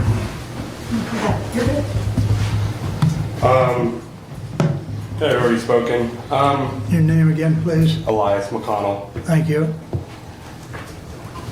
I have a question for both Leininger and Wiley. Did anyone email you and ask for something to be read into the record? I find it interesting that neither of you read anything. I'm sure that you probably did get those emails. I don't know what the proper course of action, but I'd be interested in FOIA-ing that information. Because it seems like you might be trying to hide some stuff. Mr. Wiley, specifically to you, you have stated that you have no monetary incentive, you have no otherwise incentives besides just being a loyal citizen and person to the boards that you reside. Do you have emails in support? Do you have your constituents in support of you? Either stepping away from this vote and letting it happen between these four gentlemen, or is it people asking you to not do this and let it go to themselves to vote? I'm going to be very, very careful with my words because they can absolutely get you in trouble. You say you have no incentive whatsoever. Why do you keep pushing this then? Are you a crook? Are you lying to your constituents? Or is it the opposite? You're actually, there's an incompetence there in which you aren't a crook even though you're doing their bidding. I'm very confused by this and why you keep pushing this. Leininger, I know nothing about you, Mr. Leininger. You're not my representative. You keep pushing for this. I don't understand that. I think you guys should explain yourselves.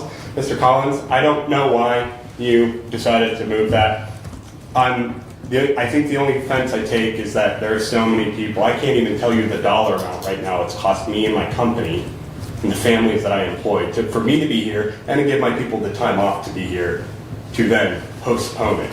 I do understand that you want to learn more information. I can understand that.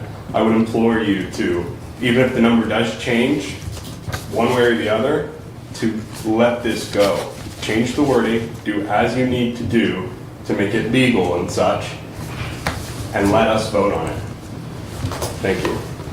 Thank you. Anyone else wish to address the board? Kelly? Good morning, Kelly Mapes, Allen Township. I drove all the way back because I feel like I started out on the wrong foot. I want to kind of back up and say I really wasn't going to get involved in the Lifeways issue, but as everybody knows, back in 2021, I came to the meeting and had some concerns with the bonds that had been issued on the first building on Care Drive. So for me, this has been a real long time issue, go all the way back to like 1993. But I want to start out, it's about our future generations. I'm not going to be alive. My husband's not going to be alive, but my grandkids are, my kids are, as everybody said. But I want to apologize sincerely to Doug and Brad. I did not mean the whole group by any means. I would have years ago apologized and included Leininger as when I first started coming to these meetings in 2020-21. I always looked forward to Leininger's vote because I felt like he was that third swing on our vote. Now it's adamant to me that he's so ingested in having Mark Wiley's position as the chair that his vote goes the other way. It has for a couple of years, so it's evident. Now I got to talk quick. I remember Brad getting the papers on the DHS building as we were searching out buildings, because let's be honest, we've been all over the place. So he threw those papers on the floor, and under his breath he said, I don't want to do this again. And I have a feeling, Brad, because he's a long outstanding member, he knows good from bad, and he knows this isn't a good decision. I believe that. And I feel bad for him because of the pressure. And Doug, listen, you went and got the survey, you paid $10,000 for it, we didn't even use that building, so what a waste of money, but on your part, you were doing your job, and I thank you for that. Now, 2 GIS sheets that I've printed, one for 24 and one for 26 on the partial of Back Road. 1.78, $61,739 value, and then in 26 it went up to 2.2. Now let me read this, because I want to read this before I run out of time. It says a 1.7 acre partial could be indeed payment or prevent construction of a commercial building like the planned Lifeways facility if the site zoning district, likely industrial or commercial, requires a minimum lot of 2 acres or such uses as a common in Hillsdale's ordinances for light industrial or institutional developments. To allow the adequate site design, everything, expanding above 2 acres would be necessary to comply with these zoning standards, avoid variances, and enable site plan approval by Hillsdale Planning Commission. Now, I printed back in 2024 because I print everything, because they're scrubbing my phone. They really are, I'm not making it up, I'm not crazy. I print everything now. So my 9 banker boxes that I don't keep at my house, I dug these 24 GISs out last night. Guess what I found? 1.78, now in 26 it's 2.2, and this says you gotta have 2 acres to develop it. Just think about it, right? We need to look into this. Now, I think that becomes malicious on their part because assessing has to be fair and just, right? So are we accommodating ourselves? That's my question. And as I'm looking at all these assessments throughout Hillsdale, let me just be honest, some people aren't assessed at their value, but the part of this, where I go with this is 2024, its cash value is $61,739. 26, in the best market ever, right? It went down to $33,626. And then just 2 more questions. Was a feasibility study done, like was required for the first bond set? And then I wanted to know if it's available to citizens. I'd like to see it. And then Lifeways Board, when I get into their policy, it says there's a 3-year term suggested limitation. Well, we need to look at that too, because a lot of people are making lifetime commitments to these boards, like retirement commitments, right? And doing 20 years. Just a thought. Thank you. Have a good day. Thank you. Anyone else wish to address the board? Good afternoon. My name is Ben Clark with District 4. Commissioner Benzing, thank you for reading my email. Was hoping to be here earlier myself, but wasn't able to. But thank you to all the citizens who spoke up. I now have a chance to come and address you, meet you guys face to face. I think I'm going to go out on a limb and just say I'm speaking for a lot of the people who have spoken today, that we don't care whether it's a $15 million bond or a $12 million bond. We want to have the right to vote on that. That's our right as citizens. Those are our tax dollars. So if you think that just by pushing it out 2 weeks or so, people are going to forget about it, similar to what happened between July and now, I think you're wrong. This gives us 2 more weeks to keep getting people out here. It might be worth looking at a bigger room and maybe a longer meeting, because with what we did in 2 weeks, we had over 150,000 people interact with us in 2 weeks. Another 2 weeks, we can try to reach all the citizens in this county. More emails, more people coming in here. What has been released to the public is just a fraction of what we found. There's more out there to release. We didn't have time. You can only put so much out there in 2 weeks. Otherwise, it just gets lost in the noise. But because of this, we have 2 more weeks to let the people know what you guys have been doing. And we are going to do that. The people of Hillsdale deserve to be heard on this issue, and all issues when it comes to our funds. And we're going to spend the next 2 weeks making sure they get that choice. Thank you. Thank you. Anyone else wish to address the board?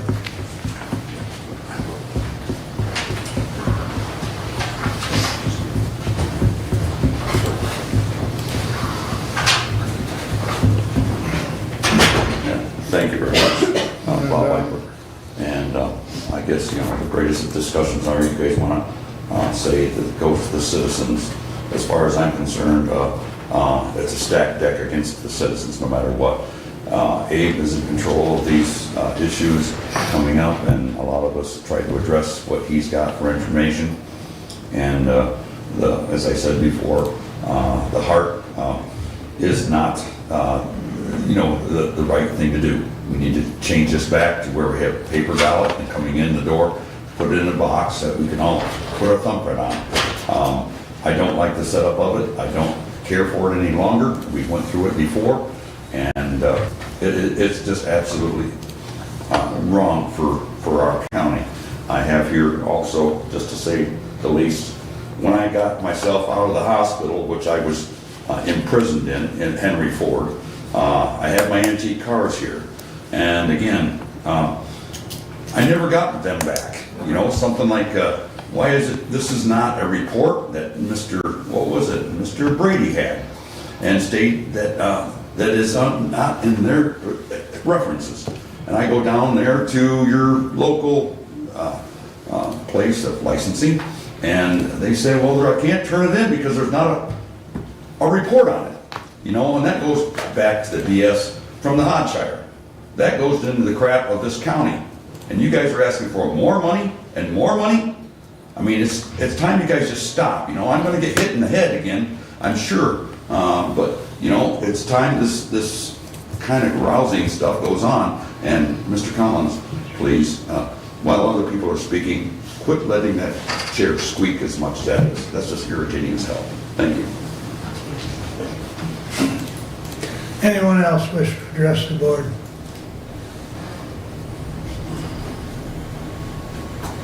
Thank you for attending. I would entertain a motion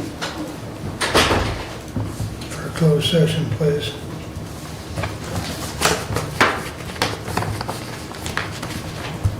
I will move to go into closed session pursuant to MCL 15.268 1D for the purpose of considering the purchase or lease of real property up to the time and option to purchase or lease that real property is obtained. So moved. Support. Roll call, please. Commissioner Benzing? Yes. Commissioner Leininger? Yes. Commissioner Ingles? Yes. Commissioner Collins? Yes. Commissioner Wiley? Yes. I would also ask that Randy and Jeremy be part of that closed session. I should have made that as part of my motion. Everyone else, if you're interested in staying for additional business, you may wait in the hallway. I just ask you respectfully stay away from the door.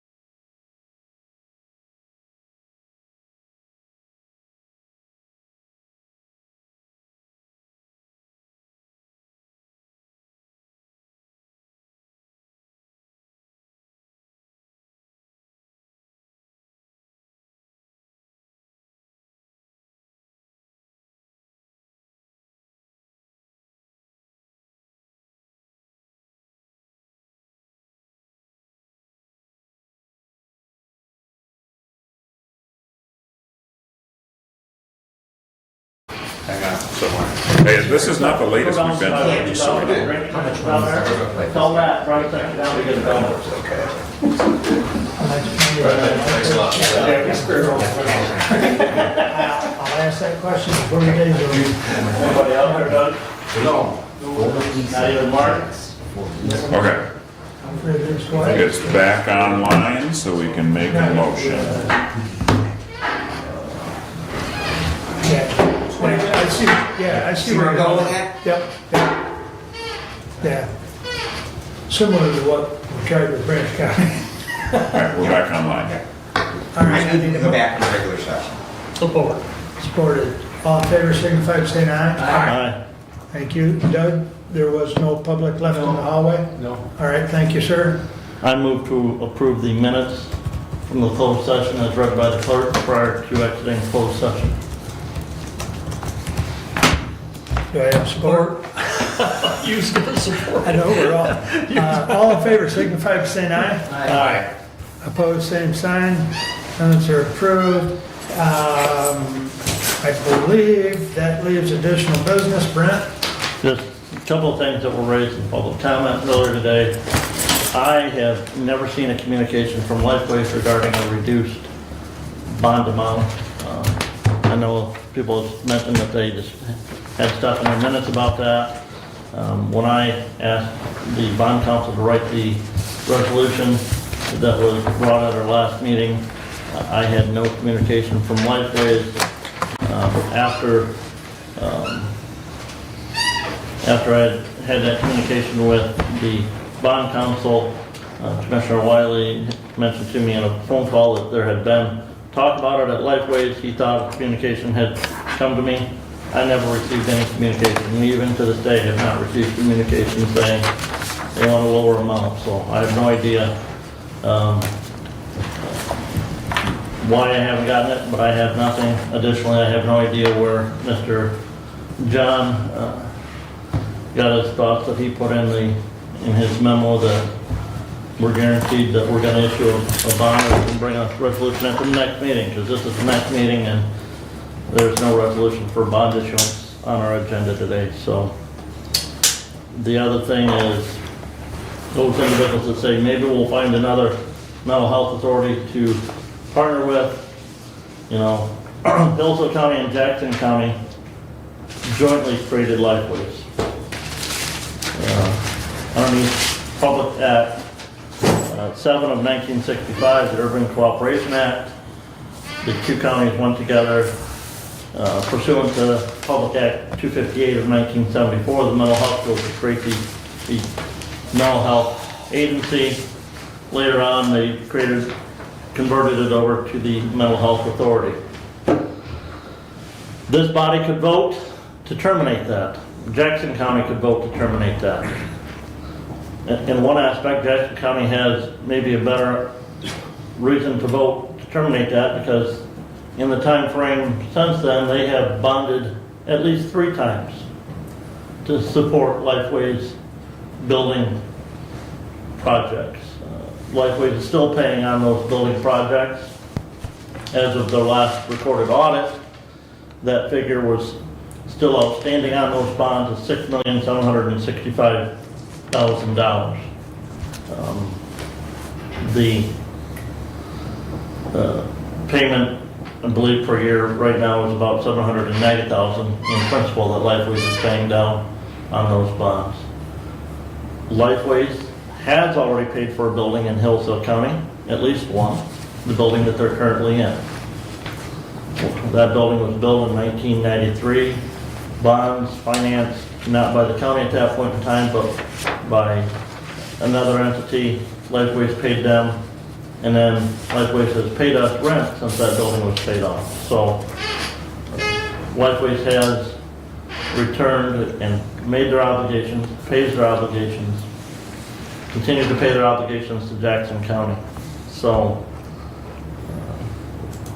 some of the reason why we created the entity, we either support them or we take another approach and we look and we terminate that relationship with Jackson County, which would not be effective for a year after we voted to terminate it. So my comments for additional business. And Commissioner, you asked the effective rate on the last drain project that is being assessed is 5.39% interest on the Clark Drain project.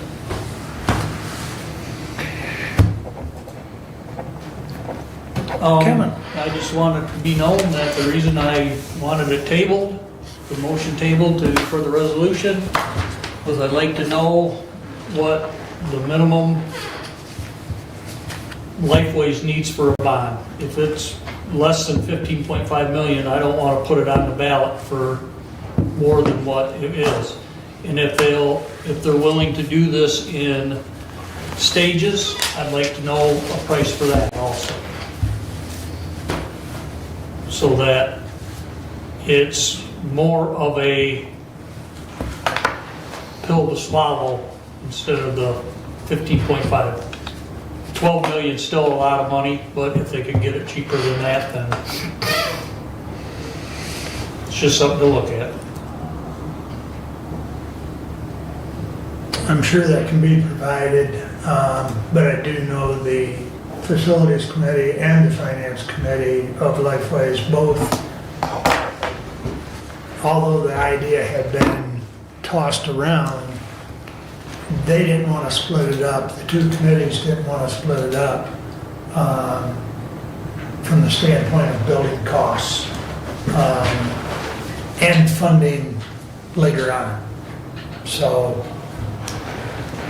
that was the discussion at those two committees, but additional business, Greg. Thank you. I did want to touch on the topic of moving session to the evening. The discussion that has come up time and time again. Former Commissioner Burka, who chaired this body and served honorably from what is now Commissioner Widener's district, he was very, very adamant that we should have some evening meetings. We tried that.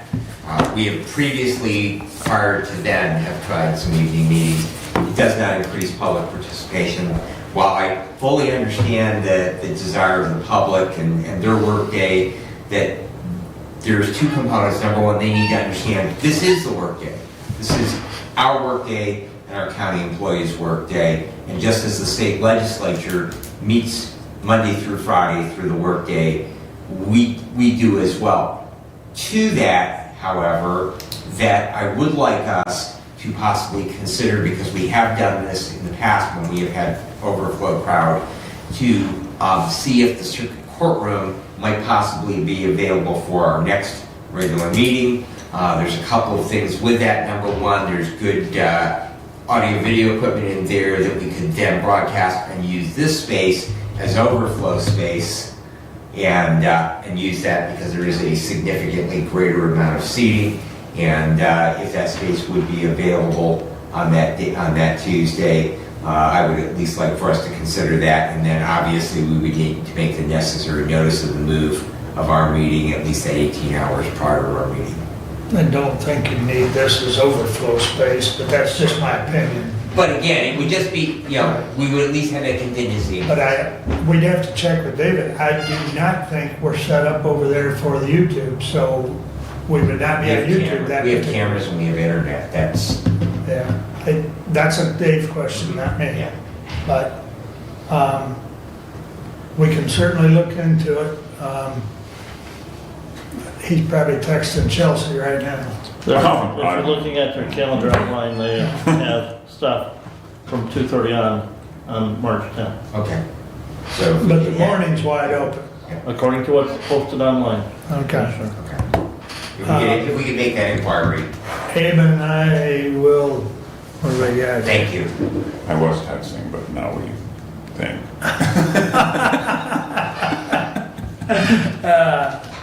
Okay. Doug. So for consideration of an evening meeting, this body in the recent 5 years have had a couple of meetings in the evening. When we did the road commission public hearings, we did have, and we had turnout at that when previously the Board of Commissioners met and they tried a couple of different locations and they tried a couple of different timings. That's been several years since that transpired. And I think that our public currently is very interested in, we heard today how many hardships there were actually to get here. When we have an important item that has public interest, I'm not opposed, and I would be in favor of having an as needed or as warranted 6 o'clock opportunity for a Board of Commissioners meeting. Food for thought. And if I just have to follow up to that. Follow up. My only follow-up is our first meeting of the month is always the second Tuesday, and a significant number of the other bodies within the county meet on that second week. I don't care if it's second Monday, second Tuesday, second Wednesday, second Thursday. And so that would be the only preclusion to that. And so the schedule is much more flexible on the fourth Tuesday of the month than it is on the second Tuesday. So I suggest that for your consideration. I would need a consensus as chair. I would need a consensus of the board to do that. At least in my opinion. We have an adopted regular schedule meeting, we would have That is to. correct. Yes. That is correct. Which can happen. A motion can happen. All right. It was stated earlier that I didn't read any, but I didn't do anything other than jump right from my action items to the closed session. So I got one that I'm gonna read. The other two that I got had language on becoming, which I will not read. So this one is from Douglas Ferrier, and he lives down around the Camden area. As a resident in your district, I very much object to your committed vote not to put the Lifeways bond issue on the ballot to let the voters decide. I believe your ties to Lifeways is a direct conflict of interest on your part to keep it off the ballot. I would like my objection entered into the record. So there, I have read that. What was his name? Douglas Ferrier. With that said, the only other thing I have to share with you today is I went to the Spark meeting last night, and as you can appreciate, the weather has been a little problematic for some of their class attendance, much as the school districts have. However, the January total attendance by class type, photography was 50, cooking classes 126, art classes was 110, hang time, I'm not real sure, I gotta ask again what hang time is. Just being together. Yeah, I think they also use some instruments and stuff, but anyways, 45 in that. They've got a 20-something club now, because this isn't all, young people, but they've got 5 in that club currently. And there's actually a 20-year-old from the college that's helping with that group, and they really have connected. And so something that was talked about last night is the college student is going to take this group on a shopping trip. So they said that they tried this a couple of years ago and it really went well.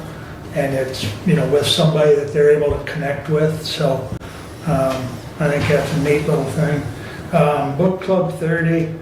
Bible study is 53, cardio drumming is 24, and walking club is 26. So even though it was a little bit of an off month, they had good attendance, and their photography class will be here again next month. Which meeting in March, do you recall? I don't recall off the top of my head. But we do you have any idea when the elevator's gonna be fixed? I did not see a sign on it. Is the sign still on it? No. Oh, okay. If you would, please double check with Randy and let me know, because if you recall, the last couple times they've come, they've had a young lady in a scooter type thing. I think the sign is off. Okay. I did not try the elevator. Well, I The didn't sign is either. not on, but somebody can. Yeah, if you'd double check for me, I'd appreciate it. And It's pulling up here, hold on. Looks like the next, on 10th. on the 10th, so I forget what Tammy said. It's not gonna be another slideshow of the courthouse, we've already seen that, but it's gonna be more of a slideshow of some of the different things they take pictures of and the activities and they get around the community, so, but, yes. If we move this to district court next week. Circuit court. Circuit court. Do they have stuff where they can put it on the TVs, or should we reschedule Sparks coming, or whatever this group is coming here? That's a good point. There's capability there, they just put stuff on television there. Yeah, they have a TV. It's designed for people to see who's on Zoom and whoever's talking on Zooms. Okay, so there is a screen that you can put. Okay, no, I just, Yeah, Yeah, they, I mean, they do a lot of court stuff via video now, so their text. yeah, no, I just throwing it out there in case, Yeah. because I know they can get there with the elevators that they have, I mean, so. yeah, I'll make some inquiry on that. That's a good point, though. Is that the desire of the board for us to see if circuit court's available and we can get the video all set up as far as YouTube and et cetera? All right, Abe and I will pursue that, so. All right. We are adjourned, gentlemen. So soon.